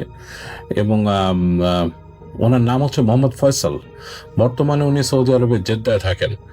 এবং উনি যে কাহিনীটি আমার সাথে শেয়ার করেছেন সেটা 2020 সালের 16ই জানুয়ারিতে ঘটে যাওয়া একটি কাহিনী। এবং ওনার সাথে 4 জন বন্ধু ছিল। উনি নাম বলতে আমাকে নাম লিখে দিয়েছে এবং বলেছে এগুলো শেয়ার করতে। সাধারণত যাদের নাম এরকম উল্লেখ থাকে আমি করি, আর যাদের নাম নিষেধ করা থাকে সেগুলো আমি শেয়ার করি না। তো ওনার সাথে 4 জন ফ্রেন্ড ছিল। তার মধ্যে একজন নাম মুস্তাফিজ, বাসির, আলামিন। সে মানে উনি যিনি মোহাম্মদ ফয়সাল, দেন মুস্তাফিজ, বাসির এবং আলামিন নামে 4 জন। তো আমি ওনাদের ঘটনা শুরু করি। এই আমাদের ফয়সাল সাহেব থাকতেন হচ্ছে কুমরা নামে একটা জায়গায়, জেদ্দার। এবং এই জায়গাটা নাকি আসলে পাহাড় ঘেরা একটা জায়গা, এবং চারিপাশে পাহাড় ঘেরা, এবং মাঝখানে হচ্ছে তাদের শহর। তো উনি এখানে গত বছরের অক্টোবরে সৌদি আরবে যান, এবং তিনি প্রায় পাহাড় দেখতেন, এবং তার কিউরিয়াসিটি হতো, এবং মনে হতো যে পাহাড়গুলো তো বেশ দূরে, যদি দেখতে পেতাম ভালোই লাগতো, কাছাকাছি যদি যেতে পারতাম। তো এরকম চিন্তা ভাবনা ওনার সাথে ওনার ফ্রেন্ডদেরও হয়। তো একদিন এরকম প্ল্যান করে ওনারা একটু কাজের থেকে আগে চলে আসেন যে আজকে পাহাড় দেখবে।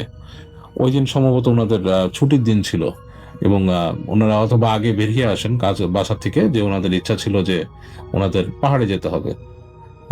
তো তাড়াতাড়ি চলে আসেন ওনার অফিস থেকে। তো অফিস থেকে এসে ওনারা খাওয়া দাওয়া করে দুপুরের পরে সবাই বের হন পাহাড় দেখার জন্য। তো যাই হোক, একটা জায়গায় ওনারা আসেন যে পাহাড়টা ওনারা দূর থেকে দেখতে পেতেন, এবং যেটাতেই ওনাদের যাওয়ার ইচ্ছা ছিল সেখানে ওনারা এসে হাঁটতে থাকেন সেই পাহাড়ের উদ্দেশ্যে। এবং এটা মরুভূমির মধ্যে দিয়ে হেঁটে হেঁটে যেতে হয় পাহাড়টার দিকে। এবং হাঁটছেন, চোখের দৃষ্টিতে মনে হচ্ছিল যে পাহাড়টা খুব কাছাকাছি, বাট যখন হাঁটা শুরু করেন তখন দেখেন যে বাস্তবতা আসলে কঠিন, কারণ পাহাড় আসলে অনেক দূরে এবং রাস্তা শেষ হতে চাচ্ছে না। মরুভূমির মধ্যে দিয়ে হাঁটাও বেশ কষ্ট। এবং এটা যারা মরুভূমিতে হেঁটেছেন তারা জানেন, বা যারা একটু অ্যাডভেঞ্চারাস মানুষ, অ্যাডভেঞ্চার সম্বন্ধে স্টাডি করেন বা বই পড়েন, আপনারা সবাই জানবেন যে মরুভূমিতে হাঁটা অনেক কষ্ট। এবং মরুভূমিতে সবসময় যে কোনো দূরত্বকে অনেক দূরের জিনিসকে কাছের মনে হয়, কিন্তু আসলে সেটা অনেক দূরে। যাই হোক, ফয়সাল সেভাবে হাঁটতে থাকেন, এবং হাঁটতে হাঁটতে হাঁটতে হাঁটতে হাঁটতে হাঁটতে তারা যখন এর মাঝখানে যেটা হয় যে একজন পথিকের সাথে তাদের দেখা হয়। লোকটা মরুভূমির কোনো লোক, ওখানকার কোনো বেদুইন টাইপের লোক হয়তো, উট নিয়ে ফিরে আসছিলেন। তো যখন ফয়সালদের সাথে দেখা হয়, তখন সেই লোকটা আরবিতে তাদেরকে কিছু প্রশ্ন করেন। তো আরবি ভালো না জানায় ফয়সালরা সেই কথার উত্তর দিতে পারেন না, কারণ জিনিসটা হচ্ছে যে ওরা গিয়েছিল ওখানে তখন আরবি শিখতে পারেনি, হিন্দিতে কথা বলতে পারতো এবং মালিকের সাথে হিন্দিতেই আলাপ করতো। তো ওই লোক যা বললো ওনারা কিছু বুঝতেছে না, আর ফয়সাল যা বলছে সেটা ওই লোকটা বুঝছে না। তো যেটা হয় যে আকারে ইঙ্গিতে ফয়সাল বোঝানোর চেষ্টা করে যে আসলে আমরা ওই পাহাড়ের দিকে যাব। লোকটা তাদেরকে জিজ্ঞেস করে কোথায় যাচ্ছ, মানে আকারে ইঙ্গিতে বোঝায়। তো তারা ওই পাহাড়টার দিকে দেখিয়ে দেয়। তো লোকটা তাতে নাকি বিরক্ত হয়ে যায় খুব, তাদেরকে রাগ করে মানে মানে ফিরে যাওয়ার একটা ইঙ্গিত করে। কিন্তু ফয়সালরা সেটা শোনে না, তারা হাঁটতেই থাকে। ওই লোকটা বিরক্ত হয়ে তার পথে চলে যায়। সো হাঁটতে হাঁটতে বেশ লম্বা সময় পার হয়। এক সময় দেখে সূর্য একদিকে হেলে গেছে এবং প্রায় সন্ধ্যা হয়ে আসতেছে, পড়ন্ত বেলা। এই সময় তারা পাহাড়ের গোড়ায় এসে পৌঁছায় এবং পাহাড়ের গোড়ায় পৌঁছায় এসে তারা খুবই খুশি হয়ে যায়, কারণ আসলাম, শেষ পর্যন্ত জয় করেছি, এত দূর হেঁটে আসলাম। তো ওরা ঘুরে পাহাড়ের চারপাশে ছবি তুলতে থাকে, বিভিন্ন অ্যাঙ্গেলে পাহাড়ের ছবি তুলে, এবং আপনারা জানেন পড়ন্ত বেলায় পাহাড় বেশ সুন্দর লাগে। তো ছবি তুলতে তুলতে একটা সময় তারা আবিষ্কার করে যে পাহাড়ে ওঠার রাস্তা পাচ্ছে না। তারা পাহাড়ে উঠতে চায় বাট রাস্তা পাচ্ছে না। তো ঘুরতে ঘুরতে ঘুরতে একটা জায়গায় যে পাহাড়ে ওঠার একটা রাস্তা তারা পেয়ে যায় এবং তারা ওঠা শুরু করে সেটা পেয়ে। তো যখন উঠছে, উঠতে উঠতে উঠতে উঠতে বেশ খানিকটা ওঠার পর দেখে যে তখন অন্ধকার হয়ে গেছে, শুধু মানে নিচের দিকে বেশি অন্ধকার, উপরের দিকে অন্ধকার ঘনিয়ে আসছে। সো বেশ খানিকটা অন্ধকার যখন হয়ে গেছে, মোবাইলের আলো ফেলে ফেলে উঠছে তারা। এই সময় উপর থেকে শুনতে পায় যে মানুষ কেউ কথা বলছে। কথার শব্দগুলো একটু ডিফারেন্ট, একটু কেমন জানি মানে একটু অন্যরকম আওয়াজে কথা বলছে, বাট কথাগুলো বলছে আরবিতে। এবং ফয়সালরা যেটা হয় সেটা এটা শোনার পরে তারা মনে করে যে প্রথমে যে আরো মানুষ মনে হয় পাহাড় দেখতে আসছে এখানে এবং তারা মনে হয় আরবীয়। তো তাদের মনে একটা উৎসাহ জাগে যে তাহলে তো আরো যে টুরিস্ট থাকে, অন্ধকার হয়েছে তো কি হয়েছে, আমরা তো যেতেই পারি। তো যাই হোক উঠছে, তো ওরা তারপরে উঠতে থাকে। উঠতে উঠতে দেখে যে ভয়েসগুলো আরো কাছেই আসছে, আরো কাছাকাছি আসছে, এবং ভয়েসগুলো ডিফারেন্ট। মানুষ সাধারণত যেভাবে কথা বলে সেরকম ভয়েস না, একটু ডিফারেন্ট। তো একটা সময় যখন হাঁটতে হাঁটতে তারা কাছে গেছে, হঠাৎ দেখে পাহাড়ের উপরে একটা জায়গায় তাদের থেকে একটু সামনে কিছু মানুষ টাইপের অবয়ব, এবং সেগুলো মানুষ কিনা বলা আসলে কঠিন কাজ। তারা তাদের পা গুলো আছে মাটিতে, মাথাগুলো অনেক উপরে, মানে হাইট এক একজনের যে কতখানি হাইট বোঝার মতো না, লাইক 20-25 ফিটের উপরে হাইট, এবং সবাই সাদা জব্বা পরা। এবং তারা উপর থেকে তাকিয়ে আছে, তাদের চেহারা ঠিক মতো আন্দাজ করতে পারছে না তারা। তারা শুধু জব্বাগুলোই দেখতেছে, লম্বা একটা মানুষের মতো কয়েকটা এরকম দাঁড়িয়ে আছে, এবং তারা কিছু একটা বলছে তাদের দিকে তাকিয়ে বিরক্ত ভাষায়। তারা এই সিনটা দেখে প্রচন্ড ভয় পেয়ে যায় ফয়সালরা। এটা যদি আমরা যে কেউ দেখি যে 20 ফিট উঁচু কোনো কয়েকটা মানুষ দাঁড়িয়ে আছে, তাও এরকম নির্জন রাতে পাহাড়ের উপরে, এবং সৌদি আরবের পাহাড় সম্বন্ধে অনেকেই বলেছে খুবই নির্জন। সো এই জিনিসটা যখন দেখে তারা পেছন ফিরে তাড়াতাড়ি দৌড় দেয় এবং নামতে থাকে, এবং তাদের মনে হয় যে পেছন থেকে তারা বিরক্ত হয়ে কিছু বলছে, এবং তাদের দিকে পাথর উড়ে আসতে থাকে, ছোট ছোট পাথরের ঝিল উড়ে আসতে থাকে। এবং ওনারা নামতে থাকে, তা দ্রুত নেমে আসে পাহাড় থেকে, নামতে নামতে হাত পা কেটে যায় তাদের সবার। এবং তারা মরুভূমিতে আসার পরও দৌড়ানো শুরু করে, এবং যখন দৌড়ানো শুরু করে তখন দেখে যে উপর থেকে পাথর এখনো ছুটে আসছে, এবং এক ধরনের চিৎকার আসছে, এবং চিৎকারগুলো বিভৎস শব্দে, যেটা মানুষের পক্ষে করা সম্ভব না। কেমন একটা বিভৎস শব্দের চিৎকার। এবং ওনারা দৌড়াতে থাকে। ফয়সালরা দৌড়াতে দৌড়াতে, তার এক বন্ধু সে বমি করে অসুস্থ হয়ে যায় সেই জায়গায়, তারপরও তাকে টেনে নিয়ে তারা দৌড়াতে থাকে, এবং একসময় তারা আবিষ্কার করে যে মরুভূমিতে তারা পথ হারিয়ে ফেলেছে। এবং এমন অবস্থায় হঠাৎ তাদের মধ্যে একজন মাথা ঠান্ডা করে চিন্তা করে যে কিভাবে যেতে পারবো। তো দূরে হঠাৎ খেয়াল করে হাইওয়ে লাইটের একটা লাইন, একটা রাস্তার একটা মানে দেখা যাচ্ছে। তখন সেই আলোকে উদ্দেশ্য করে তারা হাঁটা শুরু করে, এবং হাঁটতে হাঁটতে হাঁটতে হাঁটতে এক সময় তারা চলে আসে সেই রাস্তার উপরে, এবং সেই রাস্তা ধরে এক সময় তারা আস্তে ধীরে তাদের বাসায় চলে আসে। এবং এভাবেই তাদের এই পাহাড় দেখা শেষ হয় বা ভৌতিক অভিজ্ঞতা হয়।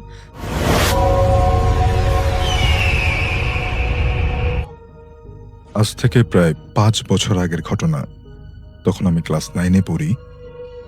আমার নানু আমার আন্টির বিয়ের দাওয়াত দেওয়ার জন্য আমাকে নিয়ে তার আত্মীয়ের বাসায় যান। কিন্তু আমাকে সেখানে যাওয়ার জন্য আমার আম্মু আমাকে নিষেধ করে। কিন্তু আমার নানু আমাকে সাথে নেওয়ার জন্য আম্মুকে খুব অনুরোধ করেছিল। তবু আম্মু রাজি হয় না। আম্মু বলে, তুমি সেখানে যেতে পারবে না। আমি তাকে প্রশ্ন করি, কেন পারবে না? কেন পারবো না? সে আমাকে কোনো কিছু না বলে সেখান থেকে চলে যায়। আমি পরে আমার আন্টিকে এই ব্যাপারে প্রশ্ন করলে সে আমাকে কারণটি বলে। আন্টি বলল, বাসাটিতে প্রেতাত্মা আছে। সেই বাসার বড় ছেলের এবং ৩ বউ আত্মহত্যা করেছে। সে বাসার বড় ছেলের ৩ বউ আত্মহত্যা করেছে। সে তার বউদের উপরে অমানবিক নির্যাতন করত। প্রথম বউ মারা যাওয়ার পরে সে দ্বিতীয় বিয়ে করে, তারপর তৃতীয় বউ মারা যাওয়ার পর সে নিজেও দুর্ঘটনায় মারা যায়। অনেকে বলে তার স্ত্রীদের প্রেতাত্মা তাকে হত্যা করে। আন্টির এসব অবাস্তব কথায় আমি অট্ট হাসিতে ফেটে পড়ি। আমি তাকে বলি, এসব কুসংস্কারে তুমি বিশ্বাস করো? আমি ছোটবেলা থেকে খুব নির্ভীক আর যুক্তিবাদী ছিলাম। আমি আন্টিকে বললাম, সায়েন্সের যুগে এসব কুসংস্কারের কোনো ভিত্তি নেই। আমাকে সে বলল, এমন অনেক জিনিস আছে যার কোনো ব্যাখ্যা নেই সায়েন্সের কাছে। আমি বললাম, আমি এসবে বিশ্বাস করি না, তুমি করলে করো, কিন্তু আমাকে এসব বলো না। আন্টি বলল, তুই হয়েছিস তোর বাবার মতো আধুনিক যুগের যুক্তিবাদী রোবট। আমি বললাম, ঠিক আছে, এতদিন পরে বুঝলে। আমি আমার বাবাকে যে সবকিছু বললাম। আমার বাবা আমার আম্মুকে বলল, সে থেকে যেতে দাও, তোমাদের কুসংস্কার তার মাথায় ঢুকিও না। আমার ডাকনাম সিথি। আম্মু আমাদের যুক্তিদের সাথে না পেরে বলল, আচ্ছা ঠিক আছে, যাও। আমি আর নানু যাওয়ার জন্য তৈরি হলাম। আমি যখন সেখানে পৌঁছলাম দেখলাম পুরাতন আমাদের বিশাল দ্বিতলা একটা ভবন, পুরাতন আমলের একটা দ্বিতলা ভবন। প্রত্যেকটা রুম অনেক বড়, বিশাল জানালা। ভাবতে খুবই অবাক লাগলো যে এত বড় বাড়িতে মাত্র ৩ জন মানুষ থাকে। একটি ৭০ বছর বয়স্ক মহিলা, একটি দারোয়ান এবং একটা বুয়া। বয়স্ক মহিলাটি আমার নানুর বোন। সেই সম্পর্কে তিনি আমার নানুই হন। আমি নানুকে বললাম, এত বড় বাড়িতে আপনি একা কিভাবে থাকেন নানু? আপনার খারাপ লাগে না? নানু বলল, আমার এখানে অভ্যাস হয়ে গেছে। তাছাড়া নামাজ রোজা করে কখন সময় চলে যায় বোঝাই যায় না। আমার নানু তার বোন অনেকক্ষণ ধরে আলাপ করছিল। আমি নানুকে বললাম, আমি বাসাটা ঘুরে দেখতে চাই। নানু বলল, একা যেও না, কাজের বউকে নিয়ে যাও। আমি বুয়াকে নিয়ে বাসাটি ঘুরে ঘুরে দেখতে লাগলাম। বাসাটা খুব বড়, দেয়ালে পুরাতন আমলের কারুকার্য, দরজা জানালাও বেশ কারুকার্যময়। আমি সামনের দিকে বিশাল একটা বাগান ঘুরে দেখলাম। বাগানে অনেক রকমের গাছ ছিল। এত সুন্দর বাগান আমি কখনো দেখিনি। সবচেয়ে মন কাড়লো আমার পেয়ারা গাছে। বড় বড় পেয়ারা দেখে। আর তার চেয়েও বেশি অবাক হলাম দেখে যে সব গাছের আশপাশ খুব পরিষ্কার, কিন্তু পেয়ারা গাছের নিচে অনেক পেয়ারা পড়ে আছে। পেয়ারা পাড়তে আমি অনেক চেষ্টা করলাম, কিন্তু সবগুলো পেয়ারা আমার নাগালের বাইরে ছিল। তাই আমি একটি চেয়ার খোঁজা শুরু করলাম। আমি বুয়াকে জিজ্ঞেস করলাম, চেয়ার আছে কিনা? বুয়া বলল, আপা ছাদে আছে, এখানে নেই। আমি বললাম, তুমি যাও, নিয়ে আসো। আমি সিঁড়ি দিয়ে ছাদে যাচ্ছিলাম। আমি তাকে বললাম যে, তুমি যাও, আমি নিয়ে নিব। আমি সিঁড়ি দিয়ে ছাদে যাচ্ছিলাম, তখন আমার মনে হলো আমার পিছনে যেন কেউ আছে। পেছনে ফিরে তাকিয়ে দেখলাম কই, কেউ তো নেই। তবু আমার মনে হতে লাগলো যেন আমার পেছনে কেউ আছে। তখন আমি ভাবলাম হয়তো আমার মনের ভুল। এই ভেবে আমি যখন উপরে যাচ্ছিলাম তখন দেখলাম একটি গর্ত, যা সিঁড়ির নিচে দেখা যাচ্ছিল। সেদিকে তাকাতেই দেখলাম জ্বলন্ত দুটি সবুজ চোখ আমার দিকে রাগী দৃষ্টিতে তাকিয়ে আছে। যা দেখে আমি পেছনে সরে গেলাম। তারপর ভাবলাম আমি ভুল দেখেছি। এই ভেবে আমি আবার গর্তের দিকে তাকালাম। তাকিয়ে দেখলাম যে না, সেখানে কিছু নেই। তখন আমি মনে মনে বললাম, হয়তো আন্টির মুখে ঘটনা শোনার পরে আমার হ্যালুসিনেশন হচ্ছে। তাই আমি নিজেকে অভয় দিয়ে ছাদ থেকে চেয়ারটা নিয়ে আসলাম। তারপর চেয়ারটি পেয়ারা গাছে নিচে নিয়ে বসলাম। তখন প্রায় সন্ধ্যা ঘনিয়ে আসছে।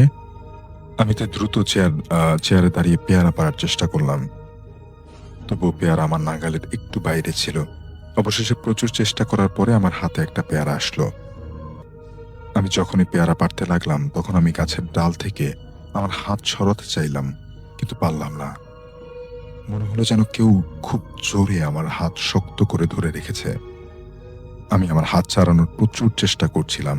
তখন আমি দেখলাম পেয়ারা গাছের ডালে সাদা শাড়ি পরা একটি মহিলা গলায় ওড়না পেঁচিয়ে ঝুলে আছে এবং সে তার হাত দিয়ে আমার হাতটি শক্ত করে ধরে রেখেছে আর আমার দিকে রাগী দৃষ্টিতে তাকিয়ে আছে। আমি যখন নিজেকে ছাড়ানোর আপ্রাণ চেষ্টা করেও পারলাম না, তখন মনে মনে ভাবলাম, পেয়ারার লোভ আর আম্মুর নিষেধ না মানার জন্য আজকে আমাকে খুব বড় মূল্য দিতে হবে। প্রচন্ড হাত ব্যথায় যখন আমি নিস্তেজ হয়ে পড়েছি, তখন চারদিক থেকে মাগরিবের আজান দেয়া শুরু করলো। ঠিক তখন সেই প্রেতাত্মাটি সেখান থেকে অদৃশ্য হয়ে যায়। যখন আমার জ্ঞান ফিরে আসে, তখন আমি আমাকে দেখতে পাই আমার পাশে আমার আম্মু, আব্বু, আন্টি সবাই আছে। আমার আম্মু কান্না করছে। তখন আমি আমার আম্মুকে জড়িয়ে ধরি, বলি, আজকের পর থেকে আমি কখনোই তাকে অমান্য করব না। ঘটনাটি পাঠিয়েছেন সামি আহমেদ।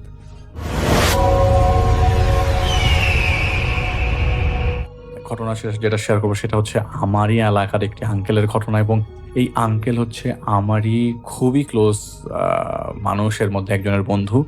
তো এই আঙ্কেলের যে ঘটনাটা আমি শেয়ার করব সেটা হচ্ছে আপনার 1993 এর ঘটনা, এবং এই ঘটনার উৎপত্তি হয় তখন আমার বয়স 6 কি 7 বছর। তো তখন আমি ছোট ছিলাম অনেক, 6 বছর আমার বয়স, এবং আমি অনেক ছোট ছিলাম। তখন আমি এরকম ভোরবেলা আমি দেখছি সবাইকে যে খুব চিৎকার চেঁচামেচি করছে যে এই আঙ্কেলের মেয়ে মারা গেছে, সবাই চলো চলো। তো আমি ছোট ছিলাম যেহেতু আমি যাই না, তখন আমি বুঝি নাই, আমাকে নিয়ে যাওয়া হয়নি, আমি বাসায় ছিলাম। তো পরবর্তী সময় যখন আমি ঘটনাটা কালেক্ট করি, এরকমভাবে ঘটনাটা আসে যে ওনার মেয়েটা মারা যায় এবং মেয়েটাকে ছাদ থেকে কেউ ফেলে দেয়, এবং ফেলে দেওয়ার পর মেয়েটার বডিটা একদম মানে দোতলা থেকে পড়েছে। ওনাদের বাড়িটাও ছিল দোতলা। যে আঙ্কেলদের ঘটনা বলছি তার বাসাটা হচ্ছে দোতলা, এবং তার ভাই বোনরা সবাই থাকতো বিদেশে। তো তিনি, তার মা, তার বাবা এবং তার ওয়াইফ থাকতো। তো ওই বাচ্চাটাকে এরকম নাকি বাসার নিচে থ্যাতলানো অবস্থায় পাওয়া যায়। তো ওনারা পরবর্তী সময় এরকম বলা-বলি হচ্ছিল। তো আমি তখন পর্যন্ত বুঝি নাই আসলে ঘটনা কিভাবে দাঁড়াবে, কোন জায়গায় যাবে। তো পরে যখন আমি ঘটনা কালেক্ট করি, তখন এরকমভাবে শুনেছি যে আঙ্কেলরা অনেক প্রভাবশালী ছিলেন ওই এলাকায়, এবং অনেকেই নাকি কেস করতে চেয়েছিল, কিন্তু কোনো ধরনের কেস নাকি করা হয় নাই। তো তার মেয়েটার বয়স ছিল 3 বছর, এবং তাদের বাসাটা ছিল দোতলা। তো বাচ্চাটা নাকি এরকম থ্যাতলানো অবস্থায় পায়। পরে হাসপাতাল থেকে বাসায় নিয়ে আসার পরে বাচ্চাটাকে আজিমপুর গোরস্থানে দাফন করা হয়। এবং ওই দিন আঙ্কেলের মন খুব খারাপ ছিল, এবং তার একটা মাত্র মেয়ে ছিল ওইটা। তো আসল হোতা কে এটা তো আর আমি তখন পর্যন্ত জানতাম না, কিন্তু পরবর্তী সময় যখন আমি জানতে পেরেছি আমার পরিচিতদের কাছ থেকে যে আসল হোতাটা কে, সেইটা এলাকার লোকজনরাই রিভিল করে। তো তাদের বাসায় আমি বলেছি যে তাদের বাসায় তার বাবা, মা এবং তার ওয়াইফ এবং বাসার নিচে একটা দারোয়ান থাকতো, এবং দাদির ছিল একটু শুচিবাই টাইপের। শুরুতে শুচিবাই জিনিসটা দেখা গেলেও পরবর্তী সময় বোঝা গেছে যে তার সাথে একটা জিন থাকতো। সেই জিনটা নাকি মোস্ট অফ দ্য টাইম তার সাথে থাকতো, কোথাও যেত না। দাদির রুমে কাউকে ঢুকতে দিত না, এবং কেউ যদি ঢুকতো তাকে বের করে দিত দাদি। এবং দাদি সারাক্ষণ রুমের ভেতরে পরিষ্কার পরিচ্ছন্ন করার ট্রাই করতো। যে জায়গায় নামাজ পড়তো সেই জায়গাটা পরিষ্কার করতো, ওয়ার্ড্রোব পরিষ্কার করতো, যেভাবে বাট পরিষ্কার রাখার ট্রাই করতো, এবং কারো ঢোকার পারমিশন ছিল না। আর তিনি কি করেছিলেন, তার এই নাতনি তার রুমে বারবার আসতেন, এবং বারবার আসলে তার দেখা যেত মোস্ট অফ দ্য টাইম তার নাতনিকে তিনি মারছেন, যখন আসলে বকাঝকা করছেন, চিৎকার চেঁচামেচি করছেন। তো কেউ ঢুকতে না পারায় তার ছেলে ও ছেলের বউর মধ্যে প্রায় সময় তার মা এরকম ঝগড়া লাগিয়ে দিত। তো পরে তার ছেলে কি করলো, ডিসিশন নিয়ে তাদের পাশের ফ্ল্যাটে চলে গেল, ফ্ল্যাটটা আলাদা করে ফেললো, এবং দাদি থাকতো, দাদির বাবা আলাদা, দাদির বাবা আবার ওই ফ্ল্যাটে আলাদা রুমে থাকতো, দাদি থাকতো ওই রুমে, এবং দাদির বাবার ওই রুমে এন্ট্রি বানা ছিল, ঝগড়াঝাটি করতো দাদি। তো পরে রিলিজ পায় যে ওই দাদি নাকি তার এই নাতনিকে বারবার রুমে ঢুকবার কারণে এই সমস্যা এবং এই ঝঞ্ঝাট সরাবার জন্য নাতনিটাকে ছাদে নিয়ে গিয়ে ছাদ থেকে কোলে করে নিয়ে ফেলে দেয়, এবং বলে যে চকলেট খাওয়াবো নাতিকে, এবং অন্যদেরকে বলে যে ছাদে রোদ পোহাবো। তো পরে এটা রিভিল হয় যেটা দাদি মেরে ফেলে। মোটামুটি সবাই কনফার্ম হয় যেটা দাদি মেরে ফেলে। তো আর দাদি জিন যা বলতো তাই শুনতো, এটা মোটামুটি কনফার্ম ছিল। এবং জায়গা জমি নিয়ে ঝগড়াঝাটি করতো, কাউকে কোনো কিছু দিবে না এরকম কথাবার্তা দাদি সারাক্ষণ বলতো। এবং দেখা যেত যে তার মা মোস্ট অফ দ্য টাইম একা একা কার সাথে জানি কথা বলছে।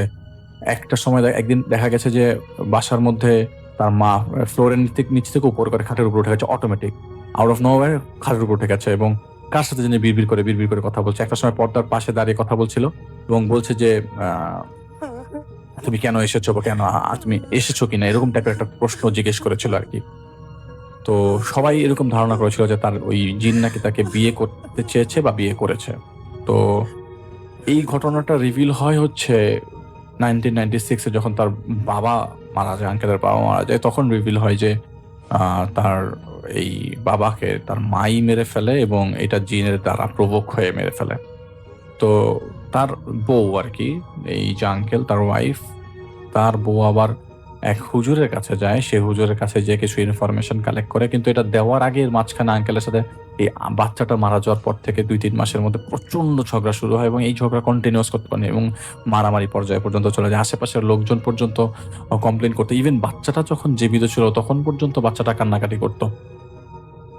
তো বউ একজন হুজুরের কাছে যায় যে তাদের বাসায় কোনো প্রবলেম আছে কিনা, তাদের ডেইলি লাইফে কেউ কিছু করেছে কিনা। তখন তার ওই হুজুর বলে যে হ্যাঁ, তাদেরকে জাদু টোনা করা হয়েছে এবং যে বাসায় ওনাদের বাসায় যে জিনটা আছে সেই জিনটা দাদিকে দিয়ে প্রভোগ করে তাদের দুজনের মধ্যে ঝগড়া লাগিয়েছে। তো সেই হুজুরের সাথে দেখা করবার আগে ইনফরমেশন পাওয়া যায় যে তার ওই আঙ্কেল আন্টিকে ডিভোর্স দিয়ে দেয় এবং আঙ্কেল নিজের ইচ্ছায় ডিভোর্স দেয়। এবং ওই যে বলেছিলাম জায়গা জমির কথা, জায়গা জমি তার মা কিন্তু একদম নিজের কাছে নিয়ে বসে থাকে এবং এটা তার বাবাকে খুব হুমকি ঝামকি দিয়ে এরকম কিছু জায়গা আছে যা তার নিজের নামে লিখিয়ে নেয়। তো সেই আন্টি পরে যাদের ডিভোর্স হয়ে যায় এবং ওই হুজুরের খবর নিয়ে জানা গেছিল যে হুজুর অনেক ক্ষতি হয়েছিল, হুজুর একটা অ্যাক্সিডেন্ট পর্যন্ত হয়েছিল। তো হুজুর বলেছিল যে জিনটা বাসায় আছে সে অনেক পাওয়ারফুল এবং সে 500 বছরের বয়স বেশি এইজ, সে দাদিকে প্রচন্ড পছন্দ করে এবং দাদি দেখতে শুনতে অনেক সুন্দর ছিল আর কি। তো আঙ্কেল আন্টি ডিভোর্স হয়ে যায় এবং আঙ্কেল আন্টিকে 2 চোখে দেখতে পারতো না। তো ডিভোর্স হওয়ার পরবর্তী সময়ে দেখা যায় যে আঙ্কেলের সব ভাই বোনরা বিদেশে থাকার কারণে আঙ্কেলও অস্ট্রেলিয়া চলে যায় এবং প্রায় 8-9 বছর অবিবাহিত থাকে হচ্ছে আন্টি।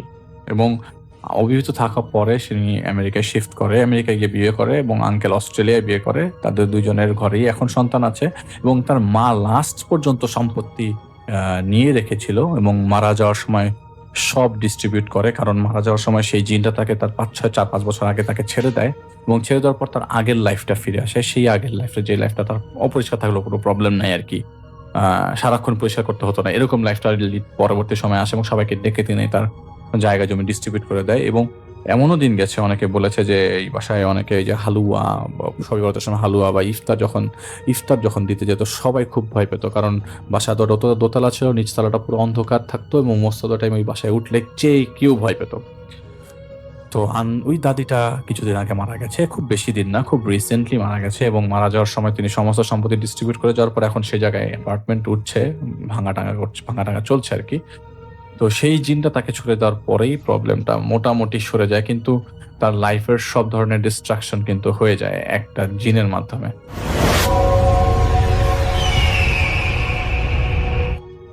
অনেক বছর আগের কথা, সালটার কথা আমার মনে নেই। দেশে কি কারণে যেন আর্মি নেমেছে। আমাদের গ্রামটা রাজনৈতিক কারণে গুরুত্বপূর্ণ, তাই সেখানেও আর্মি ক্যাম্প হয়েছে। তখন সময় ছিল বর্ষাকাল। একদিন রাতে আমার চাচাতো বোন মারাত্মক অসুস্থ হয়ে পড়ে। অবস্থা এতই খারাপ হয়ে পড়ে যে ডাক্তার দেখানো ছাড়া কোনো উপায় নেই। রাত তখন 2টা বাজে। গ্রামের রাত মানে চারিদিকে অন্ধকার আর বিদঘুটে সব পোকার ডাক। কাকা হুন্ডা বের করে আমাকে বললেন, চল আমরা সাথে করে ডাক্তার নিয়ে আসি। অগত্যা কাকার সাথে বের হলাম বাজারের উদ্দেশ্যে। কিছুদূর আসার পরে দেখলাম একটা আর্মির গাড়ি দাঁড়িয়ে আছে এবং আমাদের দেখে দাঁড় করালো। ভালো মন্দ জিজ্ঞেস করে ছেড়ে দিল। আমরা বাজারে ডাক্তারের ফার্মেসিতে গেলাম, কিন্তু ডাক্তার নেই সেখানে। ডাক্তারের অ্যাসিস্ট্যান্ট কিছু ওষুধ ধরিয়ে দিয়ে বলল যে ডাক্তার আসলে খবর বলবে বাড়িতে যেতে। আমাদের গায়ে তখন ডাক্তার একজনই ছিলেন, তাই আর অপেক্ষা না করে বাড়ির পথে রওনা দিলাম। কাকা থাকায় চারদিকের বিদঘুটে অন্ধকার আর ঝিঝি পোকার আওয়াজে আমি ভয় পাইনি। হঠাৎ কি মনে করে কাকা প্রচন্ডভাবে পথের মাঝে ব্রেক চাপলেন, আমার দিকে তাকালেন এবং বললেন, তুই কি আমায় কিছু বলেছিস? আমি ভয়ে বললাম, কই না তো। কাকা এদিক সেদিক মাথা ঘুরিয়ে কিছু শোনার চেষ্টা করলেন, কিন্তু আমি প্রথম থেকে কিছু শুনতে পাইনি। হঠাৎ ঘটল আমার জীবনের সেই অভাবনীয় ঘটনা। একটা বোরকা পরিহিত মহিলা কোথা থেকে এসে কাকাকে ধরে কান্না জুড়ে দিল। সেই মহিলাটিকে আমি কখনো দেখিনি আগে। মহিলাটির সাথে দেখি কাকা স্বাভাবিকভাবে কথা বলছে। যাই হোক, তাদের কথার সারাংশ এই যে মহিলাটির বাচ্চা অসুস্থ, তাকে হাসপাতালে নিতে হবে। এখন পাড়া গায়ে একটা রাস্তায় পাকা ছিল, বাকি বাই রোডগুলো ছিল কাঁচা মাটির। আমি আর কাকা সেই মহিলাটির সাথে তার বাড়ি দিয়ে হাঁটছি, তার বাড়ির দিকে হাঁটছি, পথ যেন আর শেষ হয় না। এদিকে আমার প্রচুর তৃষ্ণা পেল। আমি কাকাকে বললাম, কাকা আমি আর হাঁটতে পারবো না। কাকা মহিলাটিকে বললেন, তোমার বাড়ি আর কত দূর? মহিলাটি বলল যে এই তো, আর বেশি না, অল্প। আরো প্রায় আধা ঘন্টা হাঁটার পরে আমি কাকাকে বললাম, কাকা আমি বাড়ি যাব। তখনই মহিলাটি বলল, আচ্ছা তোমরা ওই আম গাছটির নিচে বসো, আমি তাহলে আমার বাচ্চাকে নিয়ে আসি। আমি হাঁপ ছেড়ে বাঁচলাম। কাকা আর আমি আম গাছের নিচে বসলাম। ক্লান্তিতে আমি ঘুমিয়ে পড়লাম। ঘুম থেকে জাগার পরে আমি আমার চোখের সামনে কয়টি পরিচিত উদ্বিগ্ন মুখ দেখলাম। পূর্বের ঘটনাগুলো মনে পড়তে আমার মনে পড়ল আমার তো কোথাও থাকার কথা, অন্য কোথাও থাকার কথা। আম গাছটা আমার কল্পনায় ভেসে উঠল। এসব ভাবতে ভাবতে যখন হুজুর আর বাবা আমাকে ঘরে ঢুকলেন, হুজুর কি সব বিড়বিড় করে বলে আমার গায়ে ফু দিলেন। মা আমাকে একটা শরবত খাওয়ানোর পর আমার ঘুম এলো। ঘুম থেকে জাগার পর আমি প্রায় স্বাভাবিক হয়ে উঠলাম। মাকে কাকার কথা জিজ্ঞাসা করে জানলাম তিনি ভালো আছেন। কাকার ঘরে গিয়ে দেখি তিনি মোটামুটি স্বাভাবিক। তারপর সবার কাছে জানলাম ওই রাতের কথা। সেদিন নাকি কর্দমাক্ত অবস্থায় আমাদের খুঁজে পাওয়া যায় আমাদের গ্রাম থেকে প্রায় 7-8 মাইল দূরে আরেকটি গ্রামে। কাকার হুন্ডাটি পাওয়া যায় রাস্তার পাশে একটা ডোবায়। শুনে আমার গায়ে কাটা দিল। ভাবলাম বেঁচে আছি নাকি। কাকা ভাবলেশহীন দৃষ্টিতে বাইরের দিকে তাকিয়ে আছে। আর ওই মহিলার কোনো অস্তিত্ব বিগত 30 বছরেও ছিল না, কারণ কাকা যখন ছোট ছিলেন তখন ওই মহিলা বিষ খেয়ে মারা যায়। এই ঘটনা আপনাদের কাছে গল্প মনে হতে পারে, কিন্তু আমার কাছে নয়।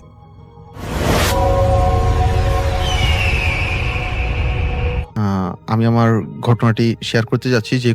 সেই ঘটনাটি ঘটে গত বছর, মানে 2019 সালের আহ, করোনার সময়, মানে লকডাউন যখন পড়ে ওই সময়কার ঘটনাটা।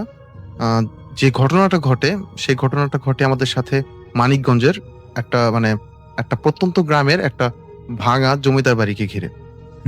এই ঘটনার সাথে আমরা মোট 3 জন। আমি, আমার বন্ধু পাভেল, আমার আরেক বন্ধু ইমরান।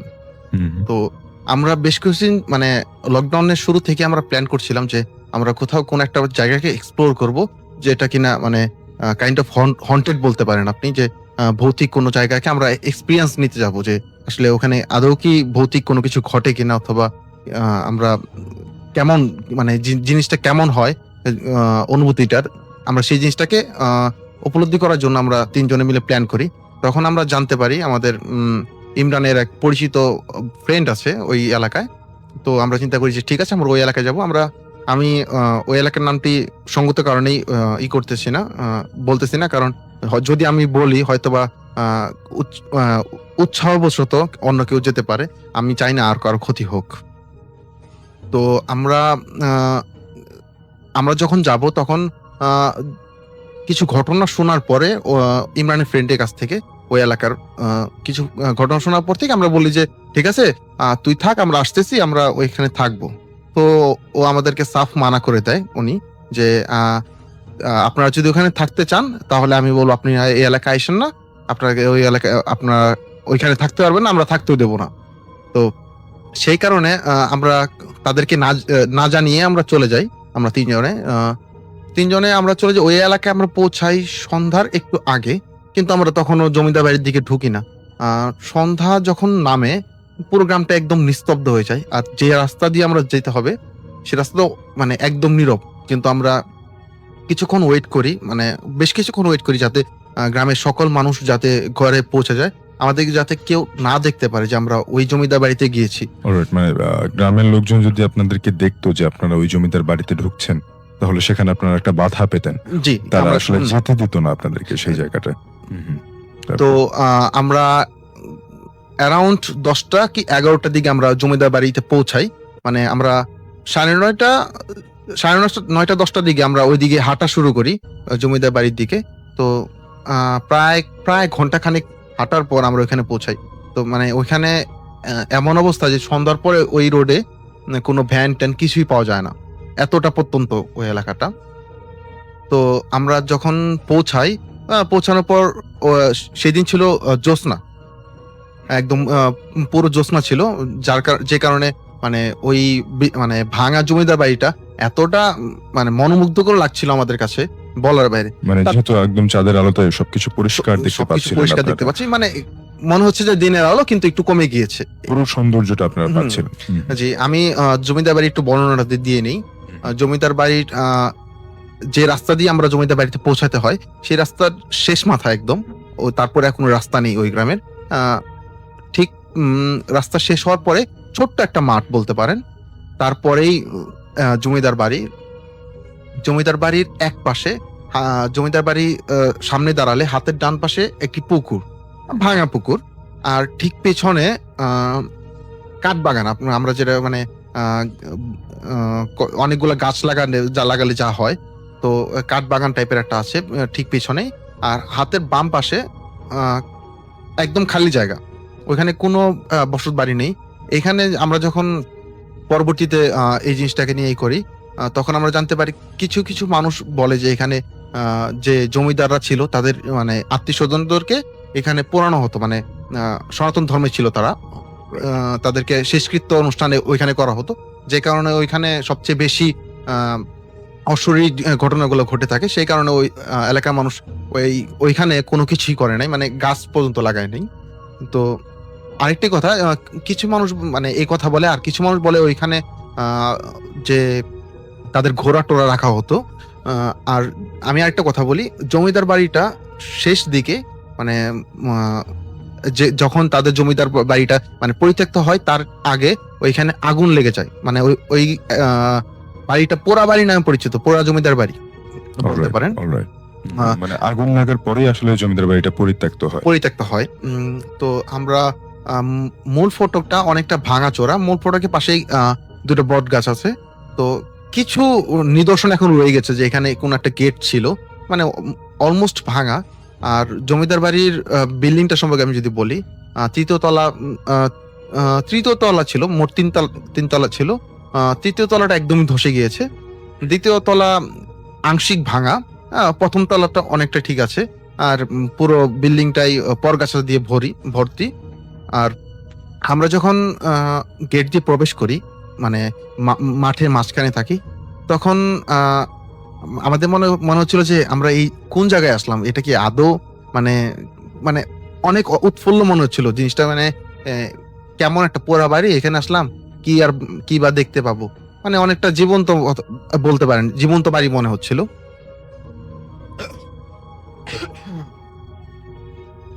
তো আমরা যখন প্রথমে যখন ঢুকি, আমরা চাচ্ছিলাম যে আমরা ওখানে ভিতরে ঢুকে আমরা কিছু ছবি তুলবো।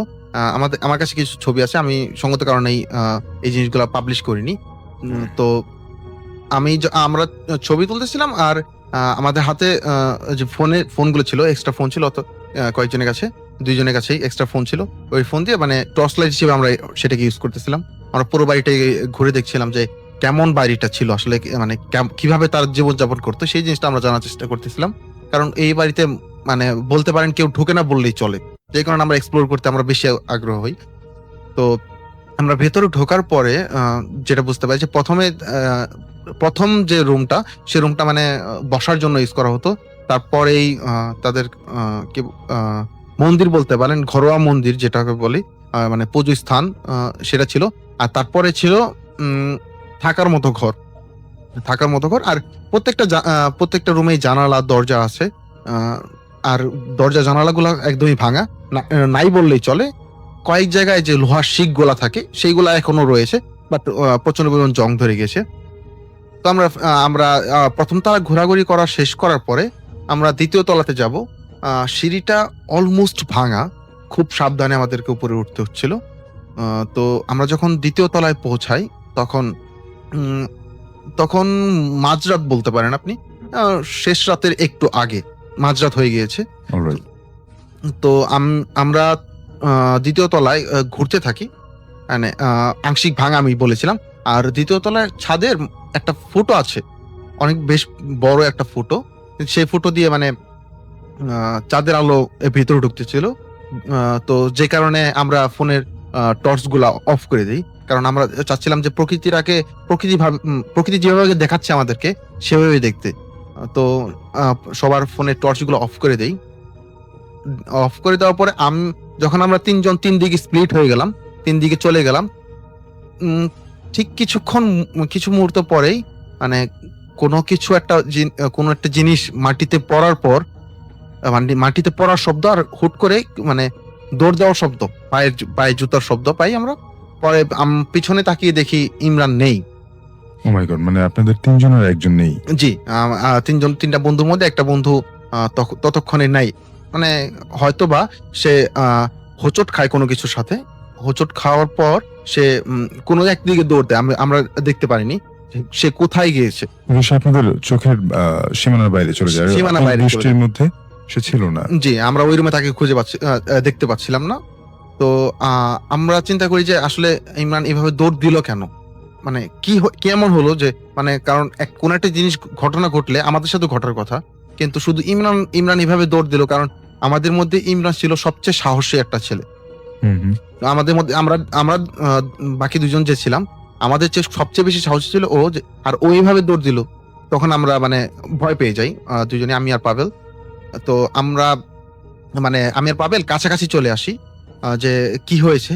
যখন আমরা দেখার চেষ্টা করি যে আসলে কি ও সিঁড়ি ঘরে দিয়ে গিয়েছে, তখন আমার চোখটা হঠাৎ করে ভাঙা ওই ছাদে ফুটোর কথা বললাম আপনাকে, সেই ফুটোর দিকে আমার চোখ যায়। সেখানে একটা অশরীর কিছু একটা ছিল, যেটার অবয়ব দেখে মানে আমি যেটা চেহারাটা দেখে আমি মানে হতভম্ব হয়ে যাই যে এটা কিভাবে সম্ভব।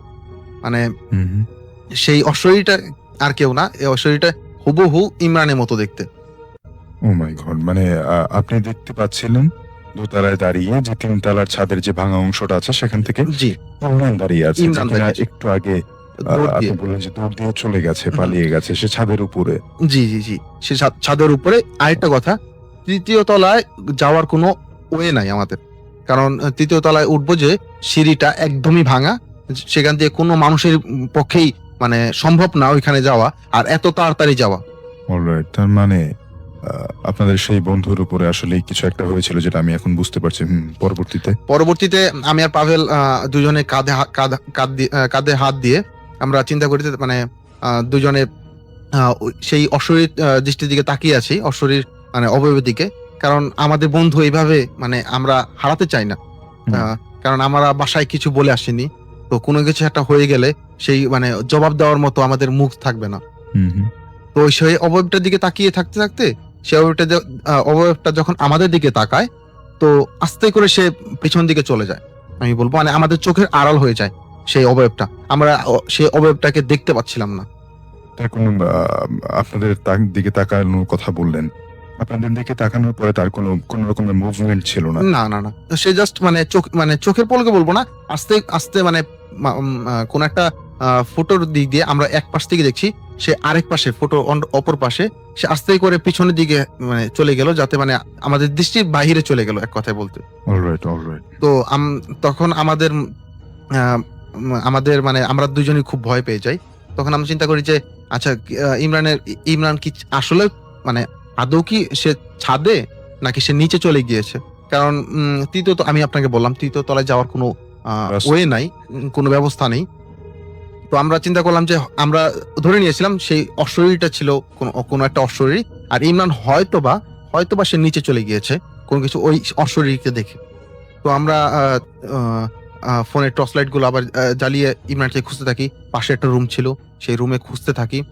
যখন আমরা না পাই, আমরা চিন্তা করি যে আমরা ওই দোতলায় থেকে যতটুকু মানে আমাদের দৃষ্টিতে আসে বাহিরে, আমি বলেছিলাম ভাঙা জানালা আছে, তো বাহিরে যতটুকু দৃষ্টিতে আসে আমরা খোঁজার চেষ্টা করতেছিলাম। তো দুজনেই একসাথে ছিলাম, কারণ আমরা চাচ্ছিলাম না যে দুজন যদি আমরা আলাদা হই, যাতে আমাদের মানে কোনো আলাদা না হই। আমরা যে আলাদা হই, হয়তো বা কোনো একটা অশরীর আমাদেরকে ভর করতে মানে তাড়াতাড়ি ভর করতে পারবে। যতক্ষণ আমরা দুজন একসাথে থাকবো, মানে আমরা দুজন সাহসিকতার পরিচয় দেই, একজন আরেকজনকে সাহস দেই, তাহলে হয়তো বা আমাদেরকে অশরীর মানে কোনো অ্যাটাক করবে না, হয়তো বা। সেই সম্ভাবনা নিয়ে আমরা ইমরানকে জানালে দেখতে দেখতে আমরা খুঁজতে থাকি। তো আমি আপনাকে যে বলেছিলাম যে জমিদার বাড়ি ঢোকার ঠিক ডান পাশে একটা পুকুর ছিল। তো আমরা যখন পুকুরের পাশে যে জানালাটা আছে ওইটার দিকে তাকাই, তখন আমরা দেখতে পারি একটা নববধূর সাজে বলতে পারেন একটা মহিলা খাটের মধ্যে বসে আছে। সে পুকুর সম্পর্কে আমি যদি বলি,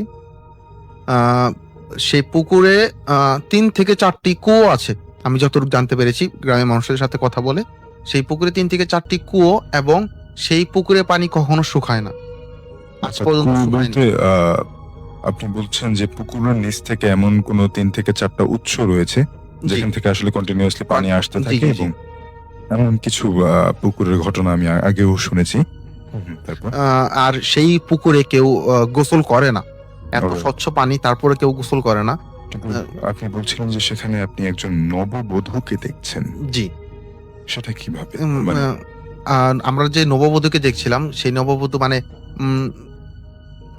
খুবই মানে বলবো না যে সাজসজ্জায় সজ্জিত ছিল, কিন্তু লাল বেনারসি শাড়ি যেটা পরে থাকে নববধূরা, আমি যতটুকু জানি সেই লাল বেনারসি শাড়ির মতো কোনো একটা কিছু পরেছিল, এবং চাঁদের আলোতে আমরা স্পষ্ট দেখতে পাচ্ছিলাম, তার ব্যাক সাইডটা আমরা দেখতে পাচ্ছিলাম, সে পুকুরের দিকে মুখ করে বসেছিল। ও মাই গড। তো আমরা তখন আমরা প্রথম ঘটনার কথা চিন্তা করি যে আমাদের সাথে এর আগে আমরা ইমরানকে কোন একটা অশরীর মানে ইমরানের চেহারা নকল করে সে দাঁড়িয়েছিল, সে আমাদেরকে হয়তো বা আমাদের কোনো ক্ষতি করবে না।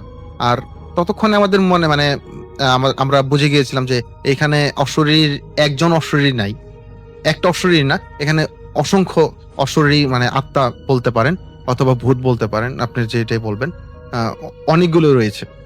তো আমরা চিন্তা করি যে আচ্ছা আমাদেরকে এখন এখান থেকে বের হতে হবে এবং কি ইমরানকে বাঁচাতে হবে। তো আমরা যখন আমরা খুঁজে পাই না, তো আমরা চিন্তা করি আমরা নিচতলায় নেমে আমরা গ্রামের দিকে চলে যাব, এবং কি গ্রামের মানুষদেরকে জানাবো যে আমাদের সাথে আমরা এই কাজ করে ফেলেছি, আমাদের সাথে এই ঘটনা ঘটেছে, তো আমাদেরকে সাহায্য করুন।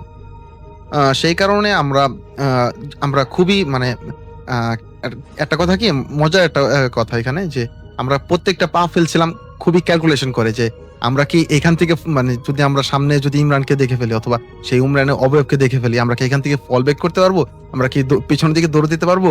আমরা সেই চিন্তা করে আমরা প্রত্যেকটা পা ফেলছিলাম, মানে মনে হচ্ছিল যে পৃথিবীর সকল হিসাব নিকাশ করে আমরা পা ফেলছি।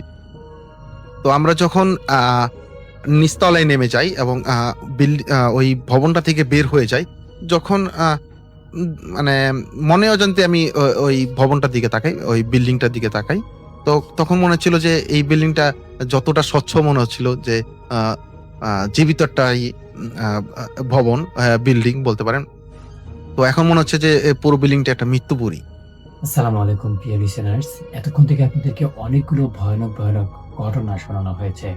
এই ঘটনাগুলোর মধ্য থেকে কোন ঘটনাটি আপনার কাছে সব থেকে বেশি ভয়ানক বলে মনে হয়েছে, কোন ঘটনাটি আপনার জীবনের কোনো একটা অতীতের সাথে, কোনো একটা সময়ের সাথে, বা আপনার পরিবারের কোনো সদস্যের সঙ্গে মিলে গেছে, এমন যদি কোনো ঘটনা ঘটে থাকে আমাদের আজকের এপিসোডের, তাহলে কিন্তু অবশ্যই সেটি আমাদেরকে জানিয়ে যাবেন। আর কোন ঘটনাটি আপনার কাছে সব থেকে বেশি ভয়ানক বলে মনে হয়েছে, কোন ঘটনাটি আপনার কাছে ভালো লাগেনি, সেটাও কিন্তু জানাতে পারেন আমাদের কমেন্ট সেকশনে। আর যারা এইরকম ভয়ানক ঘটনাগুলো পছন্দ করেন, আমি তাদেরকে রিকোয়েস্ট করব অবশ্যই আমাদের চ্যানেলটি সাবস্ক্রাইব করে রাখবেন, কারণ আমাদের এই চ্যানেলটিতে প্রতি রাত্র 10টার সময় আমরা ভিডিও আপলোড করে থাকি। আর আমাদের ভিডিওগুলো প্রত্যেকটা এপিসোডের প্রত্যেকটা ঘটনা অনেক বেশি স্পেশাল, অনেক বেশি ভয়ানক। তাই আপনারা চাইলেই কিন্তু আমাদের চ্যানেলটি সাবস্ক্রাইব করতে পারেন এবং আমাদের চ্যানেলটি ভিজিট করলেই আপনারা দেখতে পারবেন আমাদের প্রত্যেকটা এপিসোড অনেক সুন্দর করে সাজানো আছে। তো প্রিয় লিসেনার্স, আমি আপনাদের সবাইকে উদারতা আহ্বান জানাবো, অবশ্যই আমাদেরকে সাপোর্ট করবেন, আমাদের চ্যানেলটিকে সাপোর্ট করবেন।